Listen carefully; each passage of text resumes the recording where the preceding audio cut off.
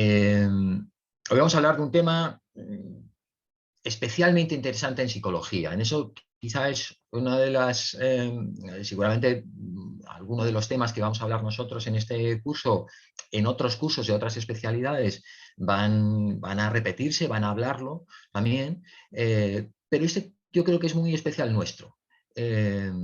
Vamos a hablar de la validación de instrumentos psicométricos, ¿no?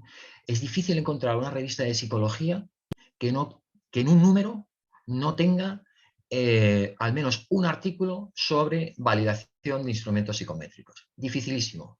Y no pocos números, aparecen varios estudios sobre validación de instrumentos.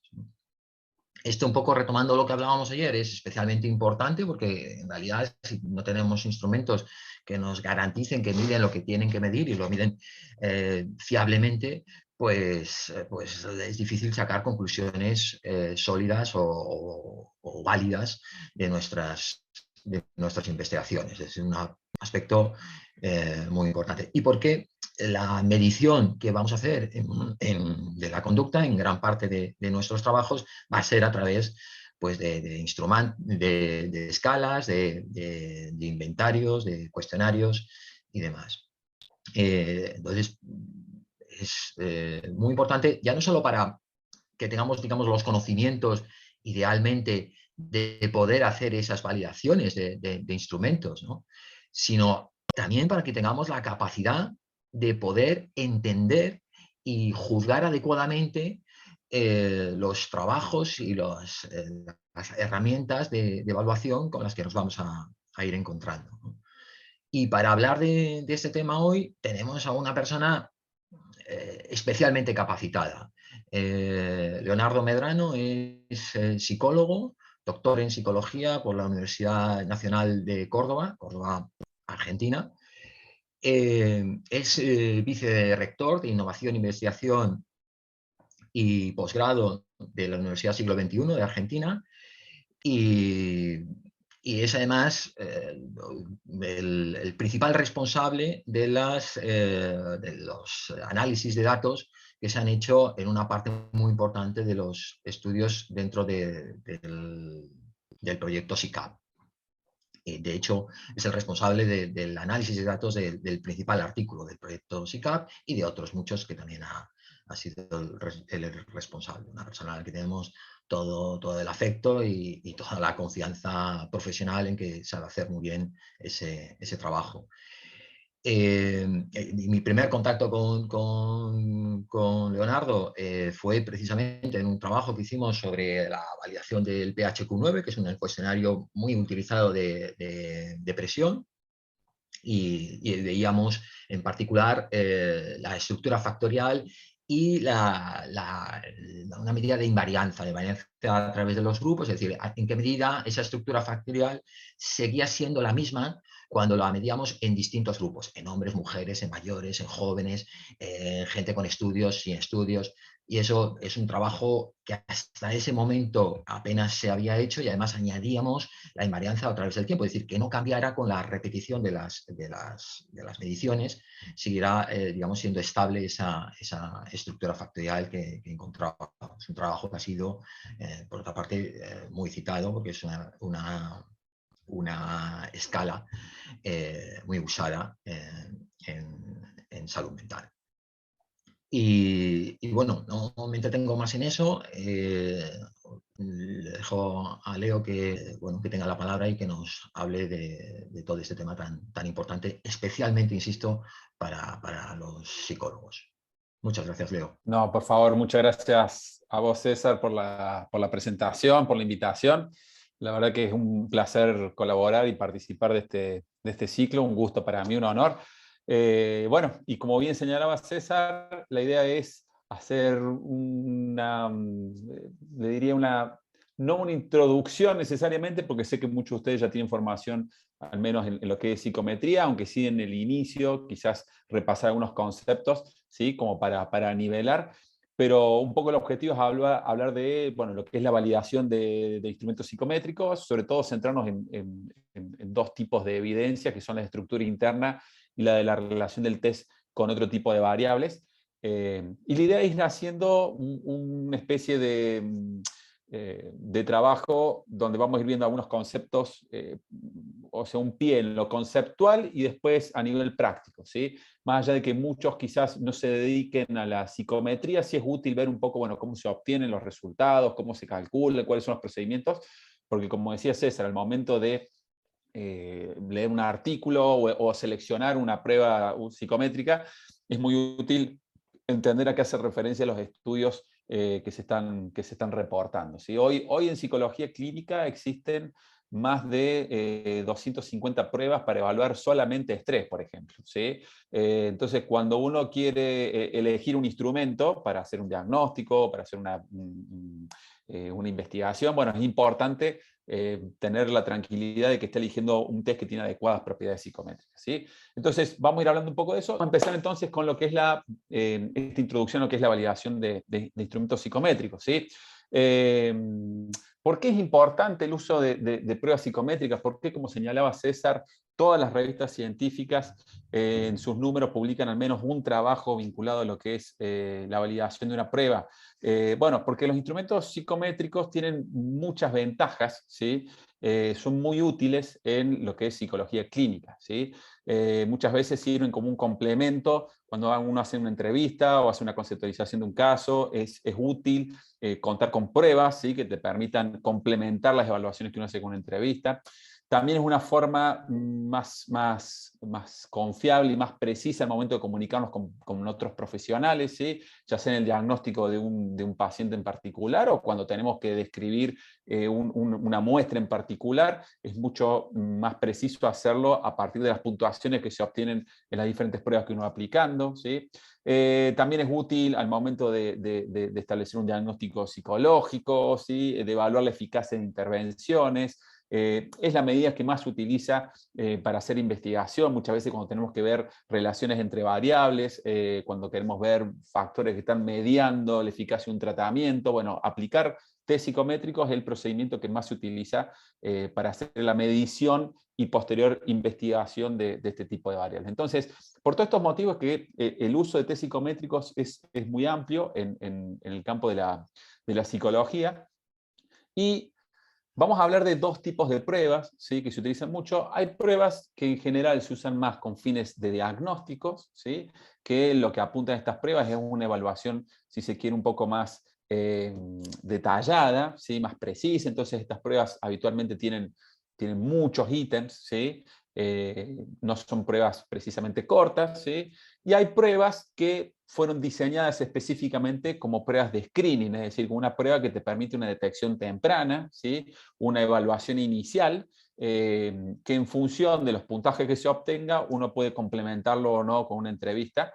Y después hay muchas pruebas que se usan para los dos fines, ¿sí? Tanto para fines diagnósticos como para fines de screening. Pero sí es una diferenciación importante porque al momento de evaluar las propiedades psicométricas de una prueba, es útil poder diferenciar con qué fin se va a utilizar esa prueba. Por ahí no es igual si una prueba la voy a utilizar para hacer pruebas de screening, donde por ahí lo que más me interesa quizás es la capacidad que tiene esa prueba en la detección de casos, y es una serie de análisis lo que se realizan, o si es una prueba que se va a utilizar más con fines diagnósticos y yo quiero evaluar diferentes dimensiones de un mismo constructo, ¿sí? Entonces, bueno, en esos casos, ahí las estudios a nivel de validez que se hacen, quizás me interesa más lo que es la estructura factorial de ese instrumento, etc. Entonces, bueno, es útil siempre al momento de evaluar las propiedades psicométricas, no evaluar las propiedades psicométricas en el aire, ¿sí? Sino ir analizando cuál es el fin con el cual se va a utilizar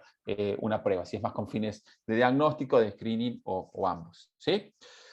Entonces, hecha esta aclaración, vamos a introducirnos entonces un poquitito, nosotros unos minutitos, para ir hablando primero a nivel conceptual de qué es la validez, a qué hacemos referencia, ¿sí? Y después ya vamos a entrar de lleno a nivel más práctico de, bueno, cuáles son los estudios que habitualmente se realiza, cómo se realiza, vamos a ver algunos ejemplos, y en la medida de lo posible también me gustaría que podamos ver a nivel del software cómo se utiliza distintos tipos de software que se pueden utilizar para evaluar las propiedades psicométricas de una prueba, ¿sí? Entonces vamos a comenzar con esto. ¿Qué es un test? Bueno, Un test, la definición de la APA es que un test es un procedimiento por medio del cual una muestra de comportamiento de un dominio, ¿sí?, de un dominio específico, es obtenida y posteriormente calificada empleando un proceso estandarizado. ¿Sí? Esa es la definición que da la APA de lo que es un test. ¿Sí? Vamos a analizarla por partes, porque es muy importante al momento de entender cuando hablamos de validez, por qué es tan importante hablar de la validez de una prueba. ¿Sí? Nosotros decimos, un test es un procedimiento, es decir, un conjunto de pasos, por medio del cual una muestra de comportamiento de un dominio, ¿sí?, es obtenida y calificada. ¿Sí? Entonces, nosotros tenemos un dominio que queremos evaluar. Supónganse que nosotros decimos, bueno, queremos evaluar el nivel de estrés que tiene una persona. ¿Sí? Entonces, nosotros tenemos una definición conceptual de ese dominio. ¿Sí? Decimos que el estrés hace referencia, por ejemplo, a un conjunto de respuestas a nivel... bueno, ahí hay todo un problema. Es muy importante siempre cuando vemos un test ver cuál es la definición teórica, el modelo teórico que está por detrás. ¿Sí? Pero supongamos que yo hago referencia a una respuesta que a nivel fisiológico, cognitivo y conductual, cuando una persona se enfrenta a una situación que supera sus recursos, ¿sí? Que eso es estrés. ¿Sí?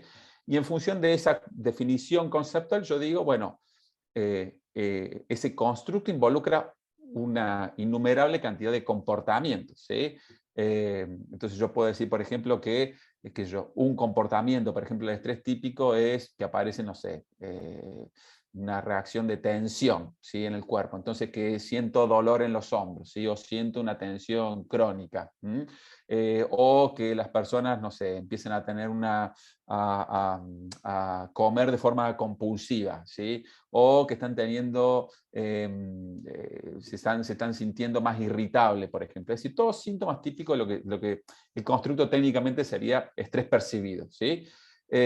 Ahora, hay una gran cantidad de comportamientos que involucran justamente lo que sería el dominio de estrés. ¿Qué consiste un test?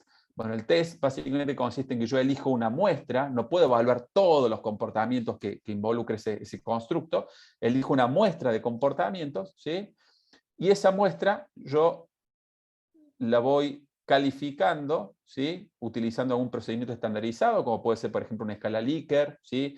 Le puedo pedir a una persona que me indique con qué frecuencia tiene cada uno de esos comportamientos, ¿sí?, con qué frecuencia, o en qué medida lo percibo, en qué medida se siente representado por esos comportamientos.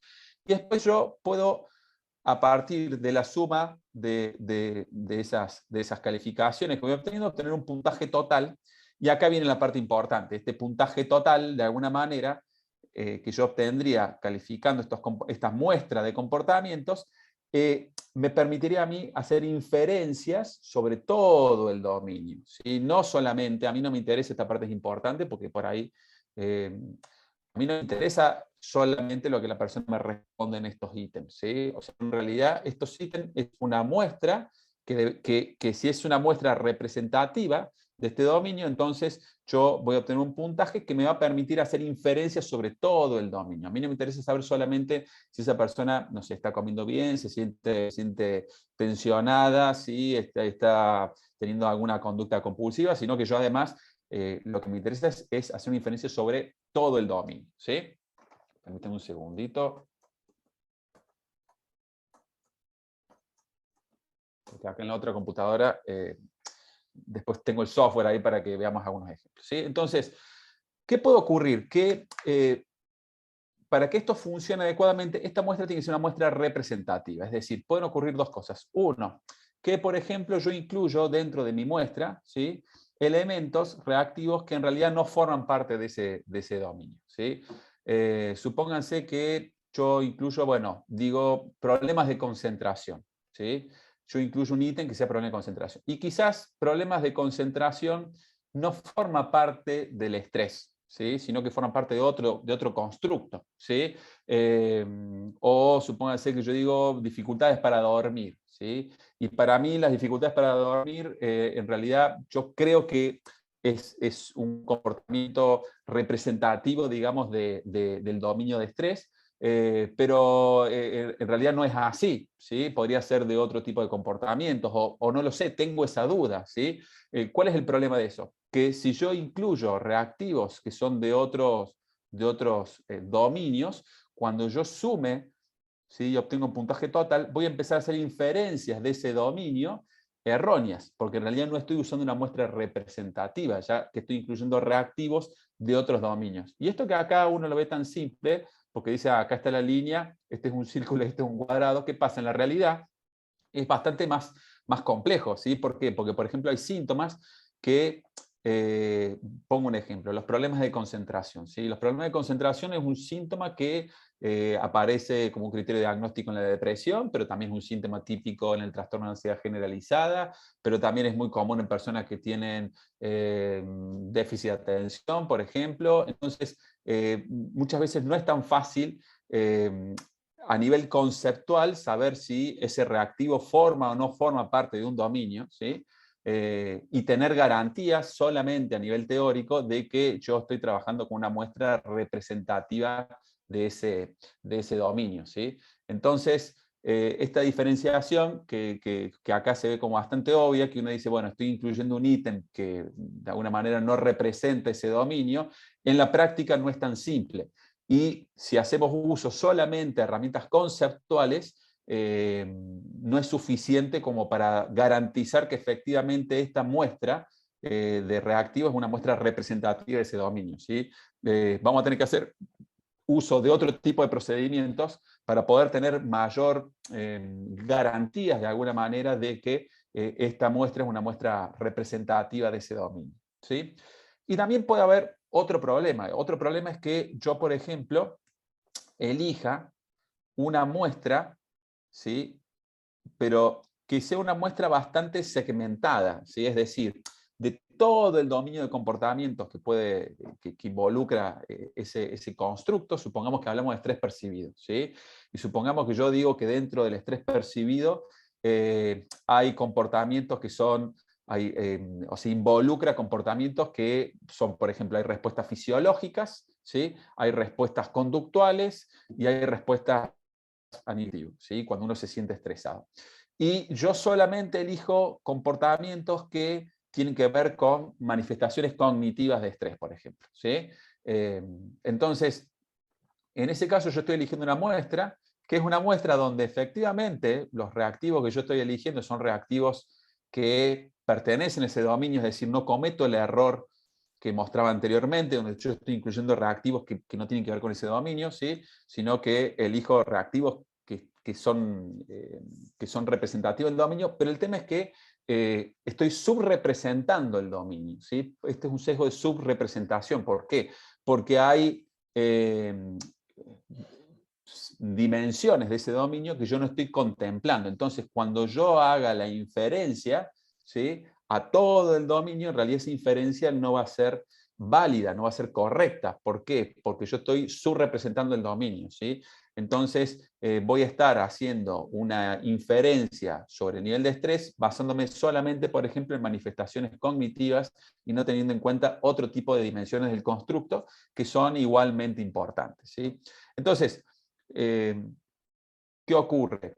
Que para garantizar de alguna manera que estos puntajes, ¿sí?, me permiten hacer inferencias válidas, ¿sí?, sobre el dominio, es que hacemos los estudios de validación psicométrica, ¿sí? Es lo que me va a permitir a mí tener garantías que efectivamente esta muestra de comportamiento, ¿sí?, de ese dominio es una muestra representativa y que si yo por ende califico mediante una forma estandarizada esta muestra de comportamiento, voy a tener un puntaje que me va a permitir hacer inferencias sobre todo el dominio. Entonces, los estudios de validez básicamente apuntan a proporcionar evidencias de que efectivamente esa muestra de comportamiento es una muestra representativa del dominio que pretendo medir, ¿sí?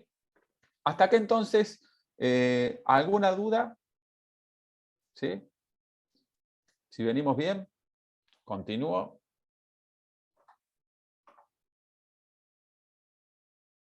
Bueno, si no hay dudas, entonces continúo, ¿sí? ¿Cómo sabemos entonces a nivel empírico de que Se entiende muy bien, perfecto.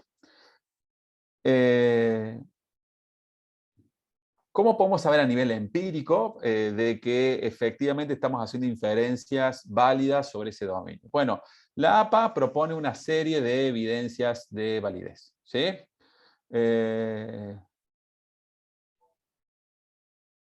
Bueno, la APA propone 5 tipos de evidencias de validez, ¿sí? Evidencias basadas en el contenido del test, evidencias de estructura interna, evidencias del proceso de respuesta al test, relaciones del test con variables externas y consecuencias de su aplicación. Son 5 tipos de evidencia de validez que propone la APA. Voy a prender un poco acá, estoy medio oscuro. Para justamente garantizar que estoy trabajando con una muestra representativa que me permita hacer inferencias sobre ese dominio. De todas estas evidencias, las dos más importantes, y por cuestiones de tiempo, las dos en las cuales nos vamos a focalizar, son la estructura interna del test y las relaciones del test con variables externas, ¿sí? No es que las otras evidencias no sean relevantes, ¿sí? Sí lo son, pero son evidencias que yo le diría que son, sobre todo la de proceso de respuesta y las consecuencias de aplicación, son complementarias de alguna manera, ¿sí? En general, las dos evidencias que más se estudia cuando uno lee los artículos científicos y demás, lo que sí o sí se incluye, la información que se utiliza para, de alguna manera, garantizar que un test es válido, son estos dos tipos de evidencia, la estructura interna y la de las relaciones del test con variables externas. Entonces, lo que vamos a hacer es, nos vamos a focalizar en esas dos, y lo que vamos a hacer es, primero, yo lo voy a presentar como una explicación un poco más teórica, si se quiere, ¿sí? De cuál es el objetivo de esa técnica y sobre todo a nivel metodológico cómo se trabaja, y después vamos a pasar acá a mi otra computadora y vamos a ver de alguna manera algunos ejercicios prácticos utilizando el software, ¿sí? Como para entender con más claridad cómo se realiza, ¿sí? Bueno, ¿qué es esto de la estructura interna? Vamos a empezar con esa evidencia, ¿sí? Básicamente, yo quiero evaluar si las relaciones entre los ítems, entre esos reactivos, confirman de alguna manera las dimensiones que tiene un constructor que se pretende medir, ¿sí? Entonces, por ejemplo, vamos a volver acá al ejemplo de, supónganse que yo estoy midiendo respuestas de ansiedad, ¿sí? Entonces, por ejemplo, hay un instrumento desarrollado allá en España por Antonio Cano Guindel que se llama ISRA, ¿sí? Que el ISRA mide por un lado respuestas de ansiedad y por otro lado situaciones que generan ansiedad. Vamos al componente de respuesta de ansiedad. Según el modelo teórico, la ansiedad tiene 3 respuestas, ¿sí? Una a nivel emocional o fisiológico, otra motor o conductual y otra cognitiva, ¿sí? Entonces yo digo que de alguna manera este dominio, supónganse que es respuesta de ansiedad, se podría de alguna manera dividir en 3 dimensiones. Una dimensión más con respuestas fisiológicas, otra dimensión con respuestas más conductuales y otra con respuestas más cognitivas, ¿sí? Entonces, ¿qué evidencia tengo yo de que no está ocurriendo primero este error de acá, que estoy subrepresentando un constructo, ¿sí? O bien que estoy incluyendo elementos que no están vinculados con ese constructo? Bueno, yo lo que puedo hacer es utilizar un procedimiento estadístico que se llama análisis factorial, que lo vamos a ver ahora con profundidad, que básicamente el análisis factorial me permite ver cómo se agrupan estos reactivos que yo elegí, ¿sí? Y de alguna manera se deberían agrupar de forma coherente al modelo teórico que yo tengo en relación a cómo defino conceptualmente ese dominio, ¿sí? Dicho de otra forma, por ejemplo, si yo observo que cuando extraigo una muestra de comportamiento, ¿sí? Se puntúan estos ítems, y yo empiezo a ver que estos ítems, y ahora voy a explicar el procedimiento, se empiezan a agrupar, ¿sí? De una forma consistente con el modelo teórico de base, ¿sí? Es decir, yo parto de una definición de la ansiedad donde digo que las respuestas de ansiedad se pueden dividir en 3 dominios, ¿sí? En 3 dimensiones, y después yo noto que cuando hago un análisis estadístico estos ítems se agrupan en 3 dimensiones que se corresponden con la definición teórica del dominio. Entonces esa es evidencia de que esa muestra que yo elegí es una muestra que es representativa de ese dominio, ¿sí? Ahora, si yo observo, por ejemplo, que al agruparse los ítems, hay ítems que me quedan sueltos, por ejemplo, ¿sí? Que son ítems que no se agrupan con los otros ítems. ¿Qué significa? Eso probablemente significa que ese ítem está midiendo otra cosa. Entonces yo puedo detectar esto, ¿no? Que estoy midiendo un elemento que en realidad es de otro dominio, no es del dominio que yo pretendo medir. Y si yo a nivel teórico digo, por ejemplo, que la ansiedad involucra 3 dimensiones y yo al hacer un análisis factorial solamente obtengo una dimensión, ¿qué significa? Que probablemente mi test o los reactivos que yo elegí están subrepresentando ese constructo, es decir, no estoy teniendo una medición integral de todo el constructo que quiero medir, sino una medición parcializada. Entonces, el análisis factorial es en realidad es un método, ¿sí? Pero me proporciona evidencias de que la muestra es representativa, ¿sí? Cuando yo puedo observar que efectivamente la forma en la cual se están agrupando esos ítems, ¿sí? Es coherente con el modelo teórico conceptual del cual yo partí, ¿sí? Entonces, vamos a hablar de esta técnica, del análisis factorial. ¿En qué consiste el análisis factorial? Bueno, el análisis factorial fue un análisis, al menos a nivel lógico, desarrollado por Galton, Sir Francis Galton, ¿sí? Y después, posteriormente, fue trabajado sobre todo por Spearman, ¿sí? Y es un procedimiento que planteaba Galton inicialmente, ¿sí? Que Galton no era un gran matemático, pero sí tenía un razonamiento intuitivo bastante preciso, ¿sí? Galton observaba que si había 2 variables, esto es importante, ¿sí? Si había 2 variables que de alguna manera covariaban, es decir, yo observo, por ejemplo, que una persona cuando está ansiosa, supongamos, que dice que se le tensiona la espalda y también dice que, por ejemplo, siente cierta dolor de cabeza, ¿sí? Entonces, si yo digo, veo que estas 2 conductas, ¿sí? Tensión muscular y dolor de cabeza, aparecen de forma conjunta, covarían sistemáticamente, ¿qué era lo que decía Galton? Si hay 2 variables que covarían sistemáticamente, entonces hay un factor común, ¿sí? ¿Sí? Que está provocando esa covariación. Entonces, ese factor común es lo que Galton denominó comunalidad, ¿sí? De ahí viene la palabra, factor común, comunalidad. Entonces, ¿qué hace el análisis factorial? El análisis factorial apunta a detectar esa comunalidad, ¿sí? Se pone a analizar toda una serie de comportamientos y se pone a analizar cómo covarían esos comportamientos. ¿En qué medida hay variaciones conjuntas? Es decir, cuando ocurre un comportamiento, ¿en qué medida otro comportamiento, como puede ser otro síntoma, por ejemplo, varía en la misma dirección o en una dirección opuesta o no covaría, ¿sí? Entonces, en función de ese patrón de covariación, se pueden ir detectando factores comunes y se pueden ir logrando agrupamientos de ítems, ¿sí? Acá se voy a representar con otro dibujito, ¿sí? Entonces, imagínense que yo tengo una serie de síntomas, por ejemplo, que yo inicialmente, sí, a nivel conceptual, yo sé que quizás hay síntomas que, por ejemplo, en el caso de la ansiedad que decimos, ¿sí? Síntomas que son más asociados a una reacción fisiológica, ¿sí? Síntomas más cognitivos, por ejemplo, que yo tengo pensamiento de que va a salir todo mal, estoy catastrofizando, estoy hipervigilante o muy atento a alguna amenaza, ¿sí? Entonces yo digo, bueno, hay ítems que tienen que ver más con reacciones fisiológicas, como el que le decía recién, que tengo una sensación de tensión muscular, ¿sí? Tengo dolores de cabeza o tengo una sensación fea en el estómago, ¿sí? Y por otro lado, síntomas más cognitivos de la ansiedad, ¿sí? Manifestaciones más cognitivas de la ansiedad. Bueno, eso que yo diferencio a nivel teórico, lo puedo corroborar a nivel empírico por medio de este procedimiento, ¿sí? ¿Qué va a hacer el análisis factorial? Bueno, básicamente lo que va a hacer el análisis factorial va a analizar cómo van covariando este conjunto de ítems, y en función de eso, ahora vamos a ver cómo lo va a hacer, va a recomendar si hay o no factores comunes, ¿sí? Si hay alguna comunalidad. Si yo veo que, por ejemplo, hay ítems que estadísticamente covarían, ¿sí? Entonces yo puedo decir que esos ítems tienen un factor común, ¿sí?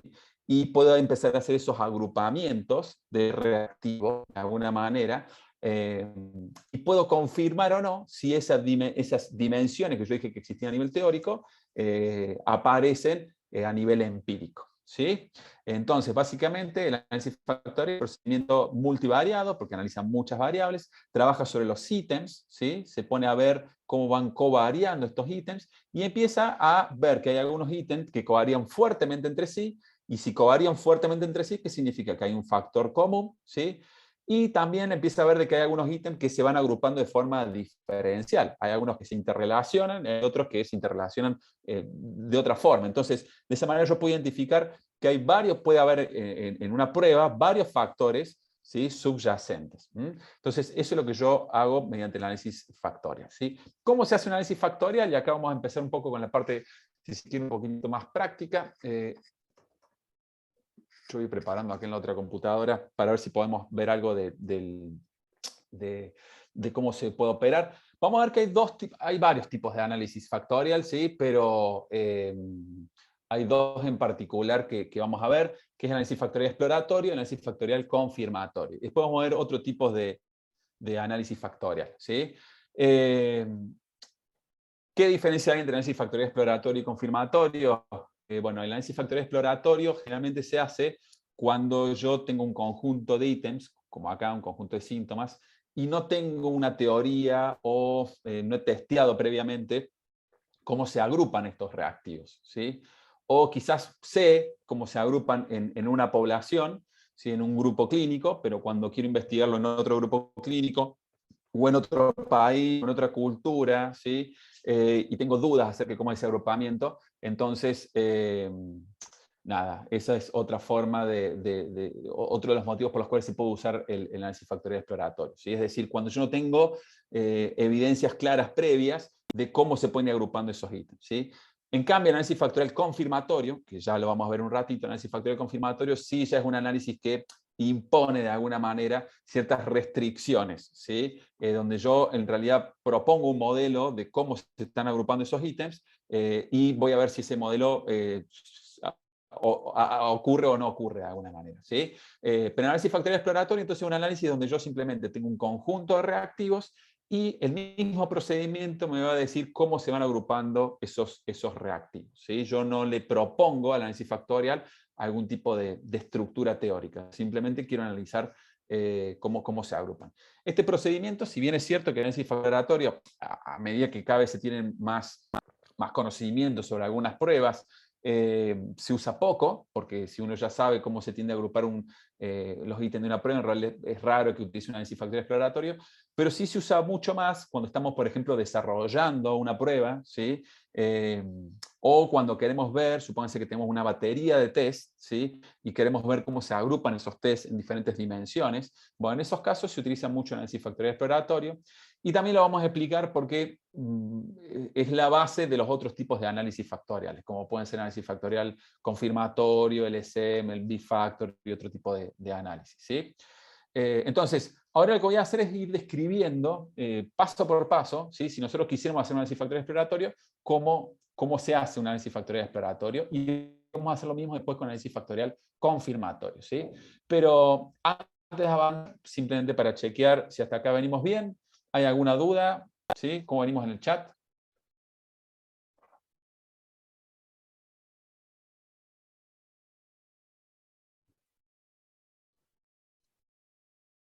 Perfecto. Perfecto. Bueno, entonces vamos a continuar. Yo...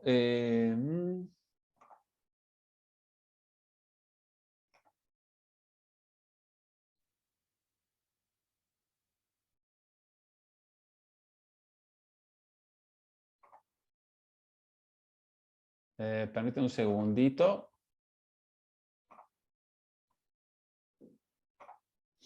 Ahí está.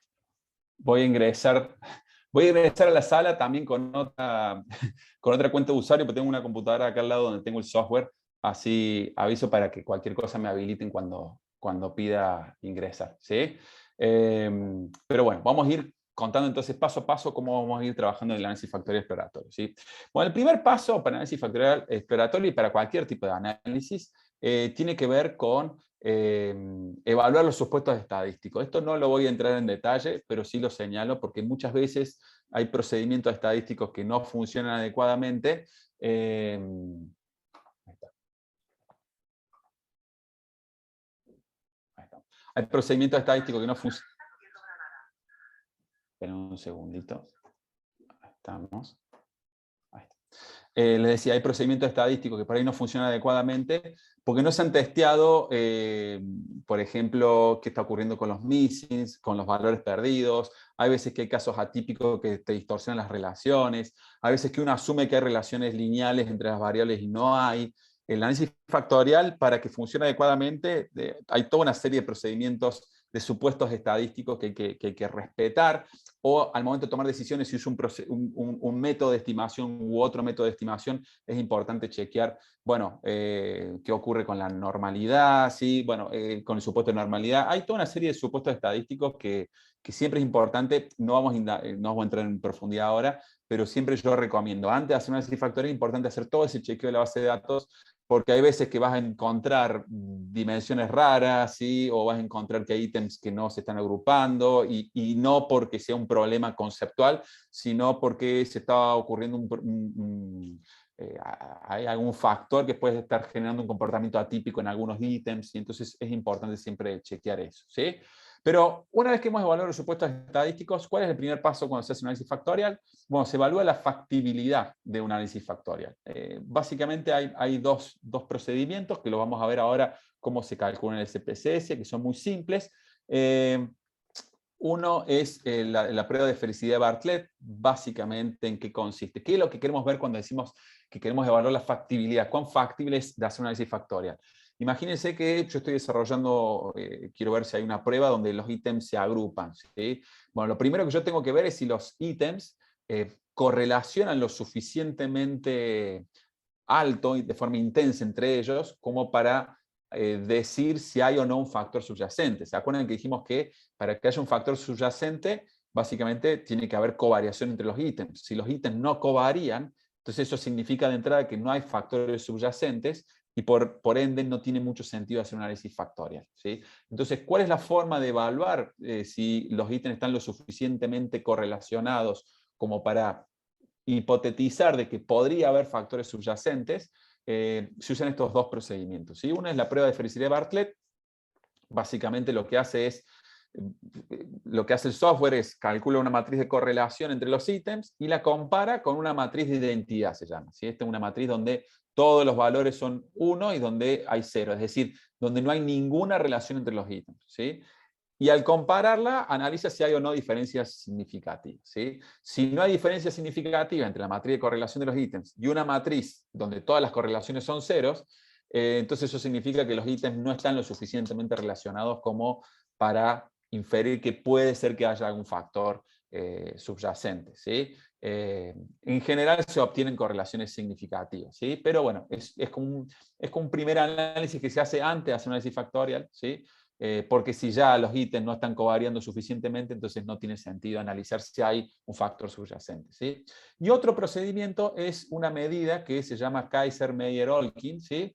Que es una medida que analiza lo mismo, ¿sí? Se basa básicamente en lo que son, de alguna manera, la sumatoria de los coeficientes de correlación que se van observando en una muestra de ítems, ¿sí? Y en general esas medidas del KMO van variando de 0 a 1, es un índice que va entre 0 y 1, y cuando ya son valores superiores a 80, eso es un indicador.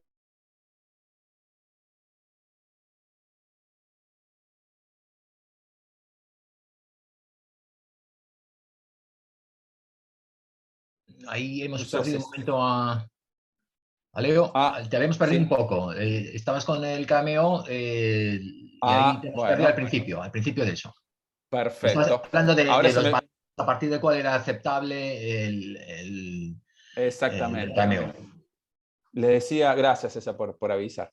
Les decía que si el KMO es superior a 80, o incluso 70, 75, ya se considera que es aceptable.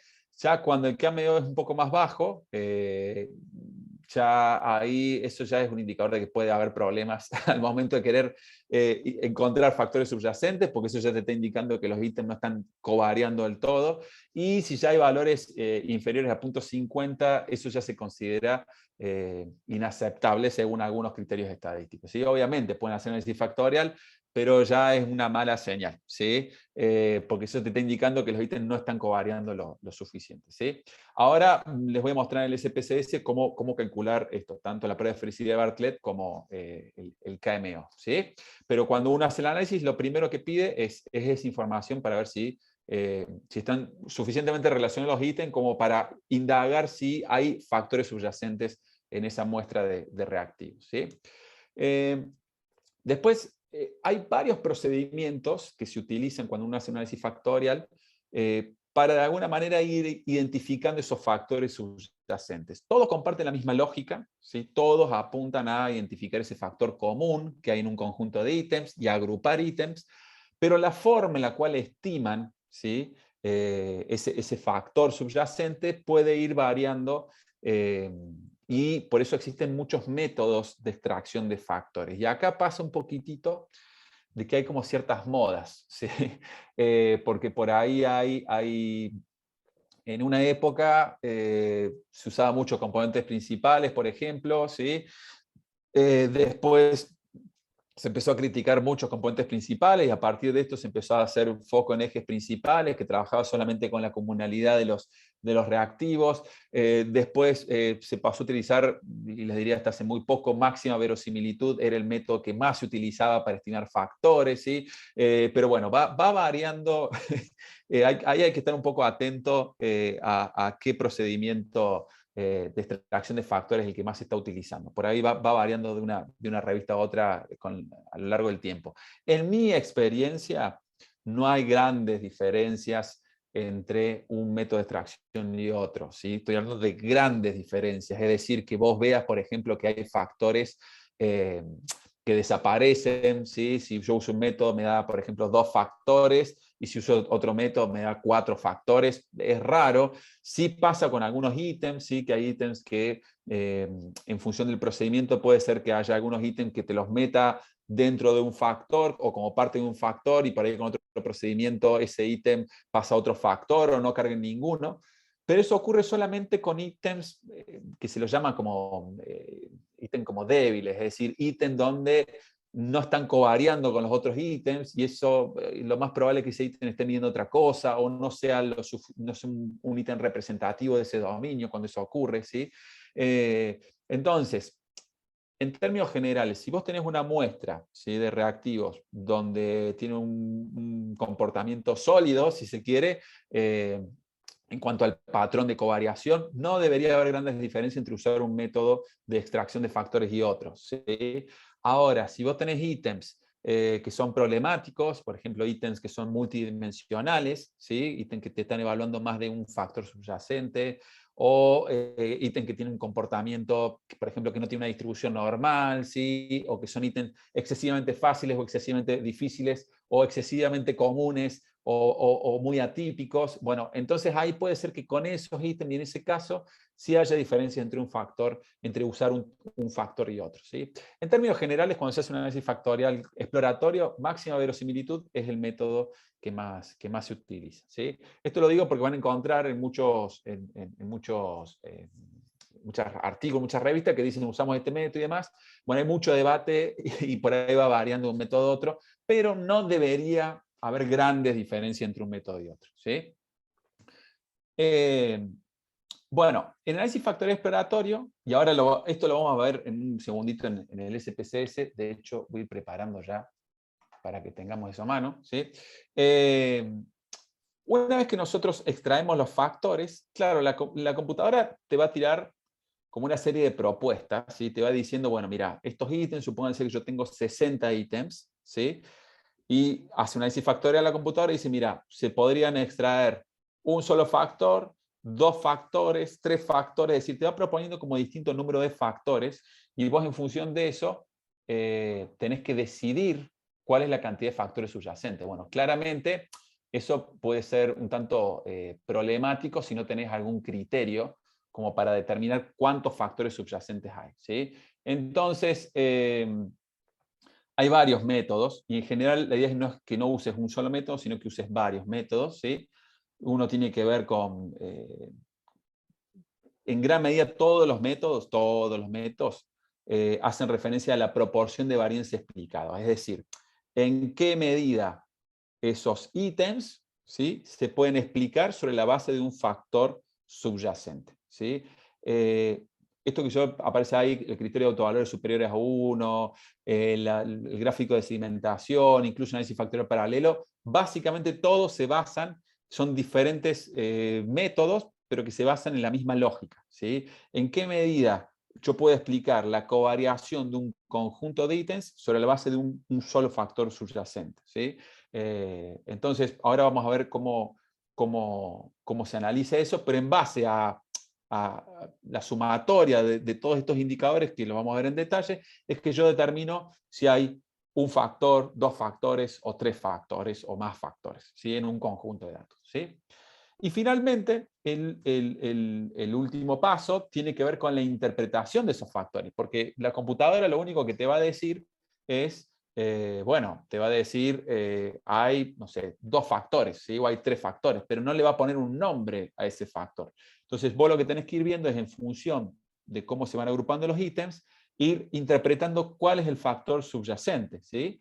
Eso es más fácil por ahí cuando vos tenés un modelo teórico, como yo les decía, por ejemplo, si yo uso el IRRA, que es un instrumento que evalúa respuestas de ansiedad, y donde yo a nivel teórico sé que hay respuestas que son fisiológicas, otras que son conductuales, otras que son cognitivas, entonces con ese modelo teórico es como más fácil ir interpretando cómo se van agrupando esos ítems, ¿sí?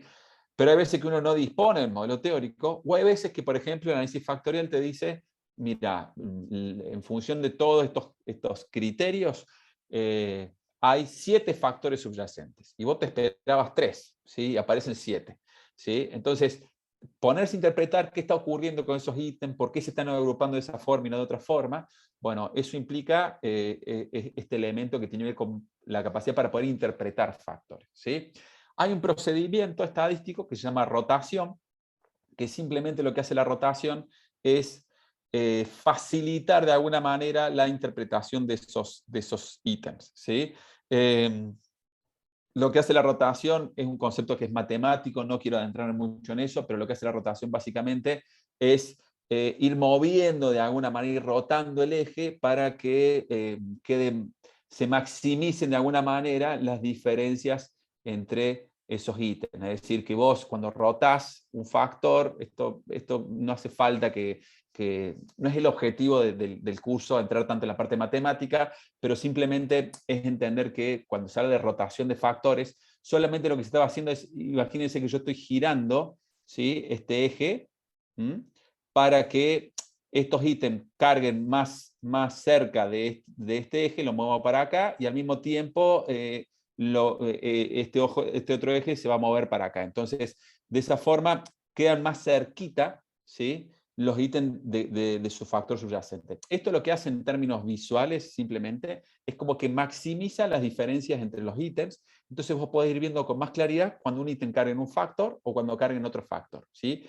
Entonces, básicamente, ¿qué es la rotación? Es como un artificio matemático que se utiliza para maximizar las diferencias entre los ítems, entonces que vos veas las saturaciones como más... si un ítem carga en un factor, que se note que carga en un factor, y si carga en otro factor, que se note que carga en otro factor. Así es más fácil la interpretación. Eso es todo lo que hace la rotación, ¿sí? Entonces, vamos a verlo directamente en un ejemplo aplicado, si les parece. Vamos a mostrar un ejemplo con el SPSS. Bueno, entonces, ¿cómo vamos a hacer todos esos pasos que yo les mencioné hace un ratito usando el SPSS? Bueno, acá yo tengo una base de datos, ¿sí?, que son 1000 y pico de pacientes, y vamos a trabajar con un test, ¿sí?, con un test que se llama ERQ, ¿sí? El ERQ es el cuestionario de regulación emocional desarrollado por Gross, ¿sí?, que básicamente este cuestionario plantea que Gross, el modelo teórico que tiene Gross, dice que las personas al momento de regular una emoción utilizan 2 estrategias principales, ¿sí? Una estrategia de supresión emocional, es decir, donde la persona experimenta una emoción, por ejemplo, experimenta ansiedad, experimenta enojo o experimenta alegría, ¿sí? Y lo que hace para regular la emoción es hacer un esfuerzo para que no se manifieste esa emoción, ¿sí? Eso es supresión. O bien hay personas que cuando quieren cambiar esa emoción hacen una reinterpretación de la evaluación, ¿sí? Entonces, por ejemplo, si están enojados, se ponen a pensar, bueno, no es una situación tan grave, ¿sí? Podría ser peor, ¿sí? La ponen en perspectiva, bueno, utilizan distintos tipos de estrategias para reevaluar la situación, ¿sí? Entonces, Gross desarrolló un instrumento que se llama RQ, ¿sí? Que evalúa estas dos dimensiones de la regulación emocional, la supresión y la reinterpretación, ¿sí? Entonces, ¿cómo se haría un análisis factorial? Yo, en este caso, nosotros con el equipo de CICAP, se administró una muestra de pacientes, ¿sí? En la atención primaria, y vamos a hacer un análisis factorial. Yo voy acá a analizar, reducción de dimensiones, pongo factor, y acá yo debería elegir los ítems, ¿sí? De la escala de Gross, que ahí los voy a buscar, ¿sí? Acá están, son estos que aparecen acá, ¿sí?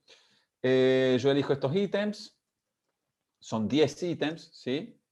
Fíjense que acá aparecen algunas afirmaciones en los ítems. Dice, cuando quiero incrementar mis emociones positivas, cambio el tema sobre lo que estoy pensando, ¿sí? Mientras que hay otro que dicen, por ejemplo, cuando guardo mis emociones para mí mismo, por ejemplo, ¿sí? O cuando me encuentro en una situación estresante, por ejemplo, acá, tengo cuidado de no expresarlas, ¿sí? O acá en este otro, cuando tengo una situación estresante, intento pensar en otra cosa, ¿sí? Es decir, fíjense que hay algunos ítems que del dominio, ¿sí? Donde nosotros dijimos, bueno, regulación emocional, volviendo al ejemplo, ¿sí? Tiene dos dimensiones, una reinterpretación, otra supresión. Bueno, Gross lo que hizo fue redactó ítems, eligió muestras de ítems que representan una dimensión u otra, ¿sí? ¿Cómo hago yo entonces para hacer un análisis factorial? Primero, acá en descriptivo, yo puedo pedir, fíjense, esto que es Cameo y la prueba de felicidad de Bartlett, que era lo que yo le decía al comienzo. Esto sirve para ver si efectivamente es factible el análisis factorial, ¿sí? Acá en extracción, yo lo que hago es elegir qué método de extracción puedo utilizar, ¿sí? ¿Se acuerdan que yo les decía que en general el método que más se utiliza cuando se cumplen los supuestos de normalidad, ¿sí? Es el de máxima verosimilitud. Hay varios métodos, ¿sí? Pero el más utilizado es el de máxima verosimilitud. Tampoco quiero entrar tanto en detalle, ¿sí? Porque, bueno, no es una clase de estadística, sino la idea es que tengamos es un curso más sobre lo que es la parte de validación de pruebas, ¿sí? También yo le puedo pedir acá que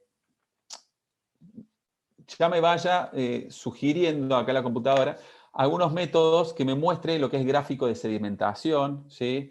¿Esto para qué es? Estos son métodos que yo voy a usar para interpretar la cantidad de factores que yo les comentaba, ¿sí? Y también le voy a pedir que haga una rotación, ¿sí? Generalmente una rotación que se usa mucho, esta que es Promax, ¿sí? Es una rotación que se usa cuando yo asumo que hay relaciones entre esos factores subyacentes, ¿sí? En cambio, si es una rotación cuando son factores independientes, puedo usar otro tipo de rotaciones. Pero no quiero entrar tanto en detalle por ahora, simplemente se lo señalo que, bueno, así se hace una rotación, ¿sí?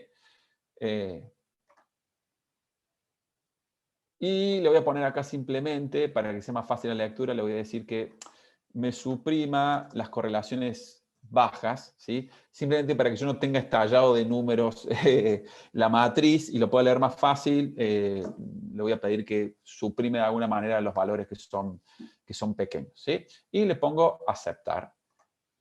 Y ahora vamos a tener la salida de lo que sería el análisis factorial, ¿sí?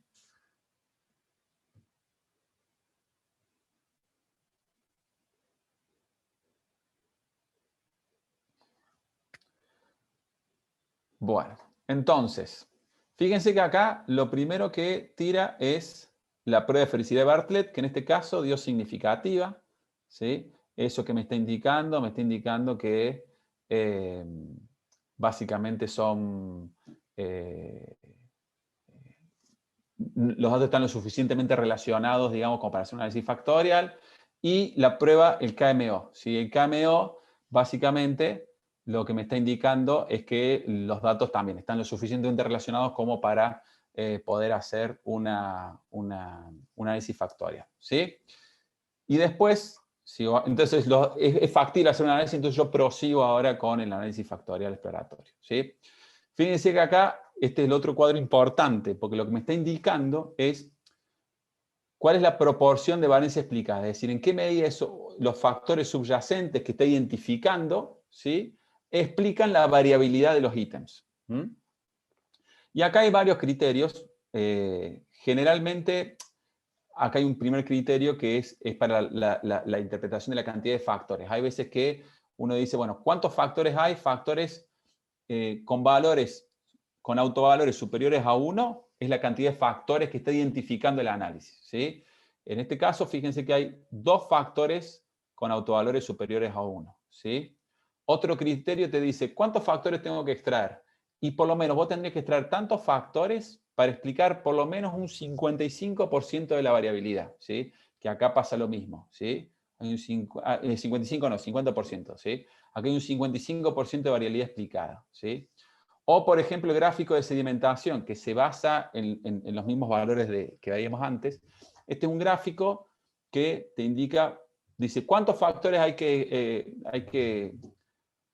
extraer, ¿sí? ¿Cuánto es el número de factores subyacentes? Y vos decís, bueno, el criterio te dice, hay tantos factores como puntos antes de que caiga, que se linealice, el gráfico. ¿Sí? Entonces vos fíjate que antes de que se empiece a linealizar de alguna manera el gráfico, vos ves que hay 2 puntos, 1, 2.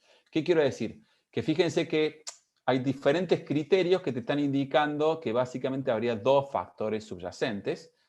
Y eso es una buena noticia. ¿Por qué? Porque a nivel teórico, justamente lo que se estaba suponiendo era que a nivel teórico la regulación emocional tiene estas 2 dimensiones y lo que estamos viendo es que este conjunto de reactivos que hemos elegido se agrupan en 2 dimensiones. Entonces, de alguna manera, sería una muestra representativa de ese dominio que pretendemos medir. ¿Sí?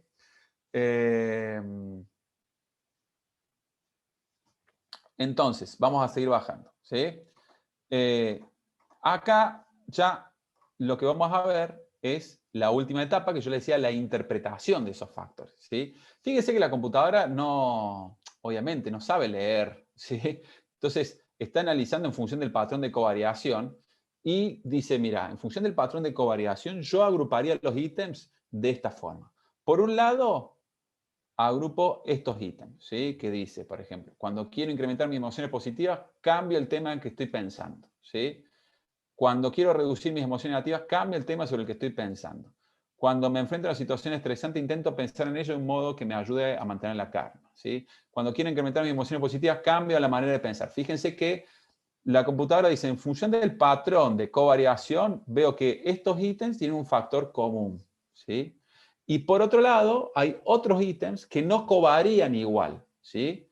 Que en realidad covarían en otra dirección. Entonces, fíjense que hay ese segundo factor, son estos que aparecen acá. Por ejemplo, guardo mis emociones para mí mismo. Cuando estoy sintiendo emociones, controlo mis emociones no expresándolas. ¿Sí? Cuando me siento emociones negativas, me aseguro de no expresarlas. Fíjense entonces que la computadora de alguna manera identificó estos 2 factores subyacentes. ¿Sí? Entonces, ¿para qué sirvió todo esto?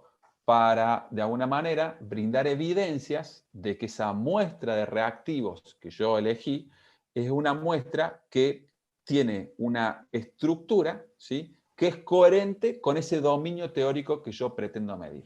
Por lo cual, es evidencia de que esa muestra de reactivos es una muestra representativa de ese dominio y que después, cuando yo califique estos ítems y obtengo esos puntajes totales, voy a poder hacer inferencias válidas sobre ese constructo que pretendo medir. ¿Sí? Entonces, básicamente, eso es lo que me permite, me está arrojando de alguna manera este tipo de análisis. ¿Sí? Estamos hasta acá con lo que es el análisis factorial exploratorio, ¿se entiende más o menos? Vamos a avanzar ahora con lo que sería el análisis factorial confirmatorio, que ese es el análisis que más se utiliza. Pero teniendo esta base del exploratorio, vamos a ir más rápido de alguna manera. ¿Cuál es la gran diferencia entre el análisis factorial exploratorio y el confirmatorio? En el exploratorio, el investigador no conoce, ¿sí?, si hay una estructura subyacente, o al menos la conoce, pero no le exige a la computadora, no le propone de alguna manera restricciones al modelo, ¿sí? Simplemente le dice, mira, acá hay un conjunto de ítems, ¿sí? Analizar, disculpen que sea tan coloquial, pero es para entender lógicamente qué es lo que le estamos pidiendo al software, ¿sí? Yo te doy un conjunto de ítems, analiza vos el patrón de correlación que hay entre esos ítems y en función de eso decime si hay factores subyacentes y cuántos factores subyacentes podría haber, ¿sí? Y entonces, en función de eso, yo voy eligiendo y voy interpretando esos factores, ¿sí? Eso es lo que se hace en análisis factorial exploratorio y eso es algo que es muy útil cuando, de alguna manera, no conozco yo una estructura subyacente o es la primera vez que yo voy a utilizar una prueba en un contexto nuevo, ¿sí?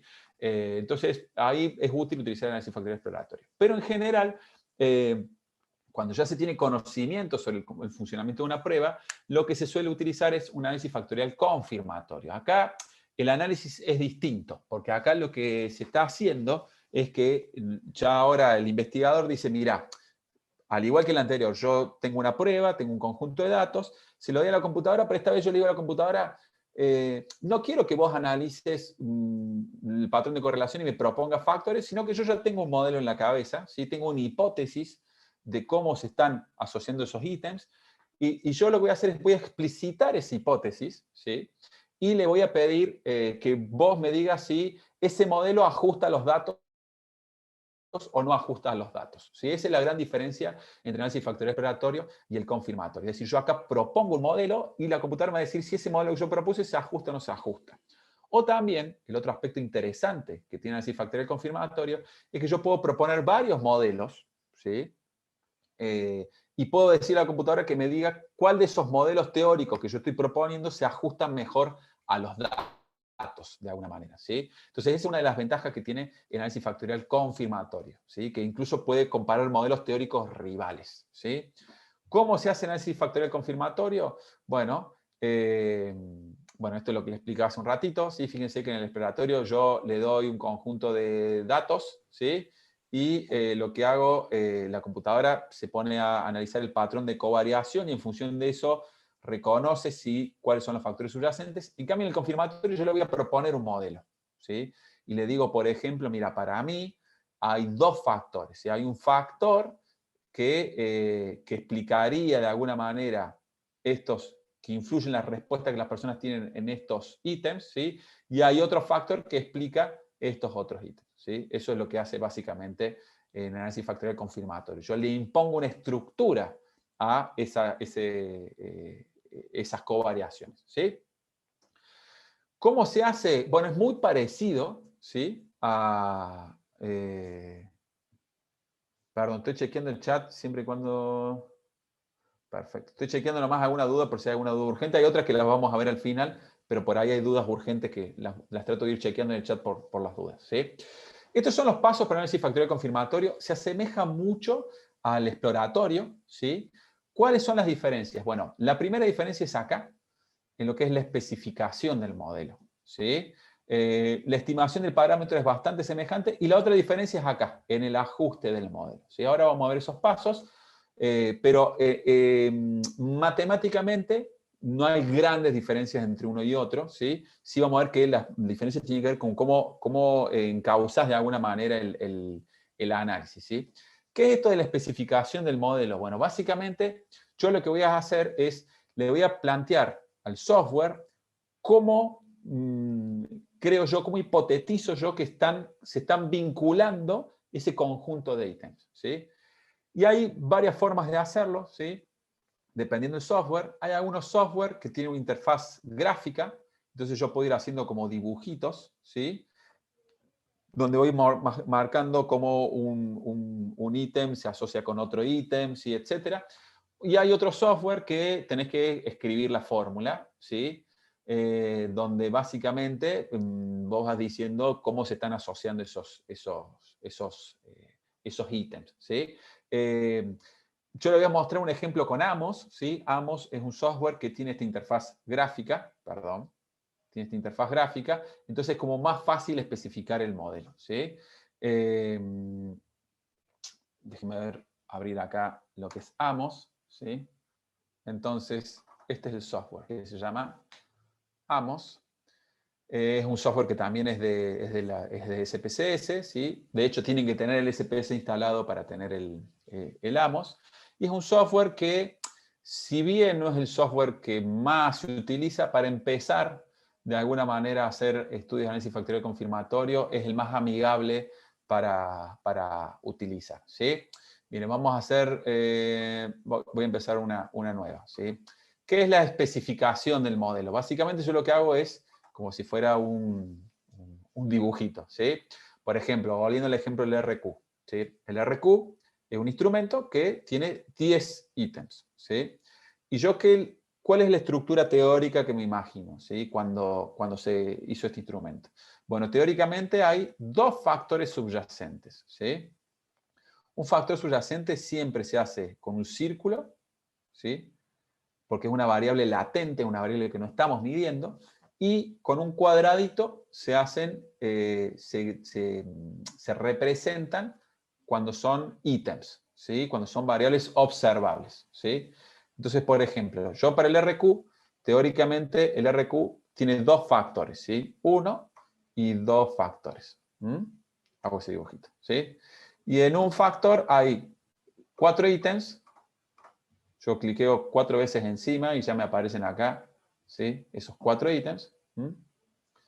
Y en otro factor hay 6 ítems, ¿sí? 2, 3, 4, 5, 6, ¿sí? Bueno, esto vos los podés ir, yo lo estoy haciendo bastante desprolijo, pero esto vos lo podés ir moviendo, lo podés ir acomodando para que no quede para que sean del mismo tamaño, bueno, en fin, podés ir haciendo. ¿Qué es lo interesante del Amos? Que vos haces el dibujo, pero Amos te hace atrás de esto la ecuación de alguna manera, ¿sí? ¿Cuál es la ecuación? ¿Qué es lo que te está diciendo? Lo que te está diciendo es que este ítem, que aparece acá, el comportamiento de este ítem depende de dos factores, te está diciendo Amos. De un factor subyacente, que en este caso es su presión emocional, y otros factores de error, ¿sí? Eso es lo que está diciendo matemáticamente, ¿sí? Y es una ecuación donde vos tenés que el valor de este ítem es igual al valor de este más error, ¿sí? Eso es lo que te está indicando de alguna manera la ecuación. Y así te lo va haciendo con cada uno de los ítems, ¿sí? En este caso yo estoy diciendo que hay 4 ítems, ¿sí? Que se explican sobre la base de un factor subyacente y otros factores de error. Acuérdense que en este contexto de error hacemos referencia a cualquier cosa que influya en los puntajes de un ítem que no sea atribuible a ese factor subyacente, ¿sí? Y que por otro lado hay otros ítems que se explican sobre la base de otro factor subyacente. Fíjense que yo podría haber hecho un modelo así, por ejemplo, ¿sí? Que le podría haber dicho así, ¿sí? Es decir, que por ejemplo este ítem se explica sobre la base de este factor y este otro factor.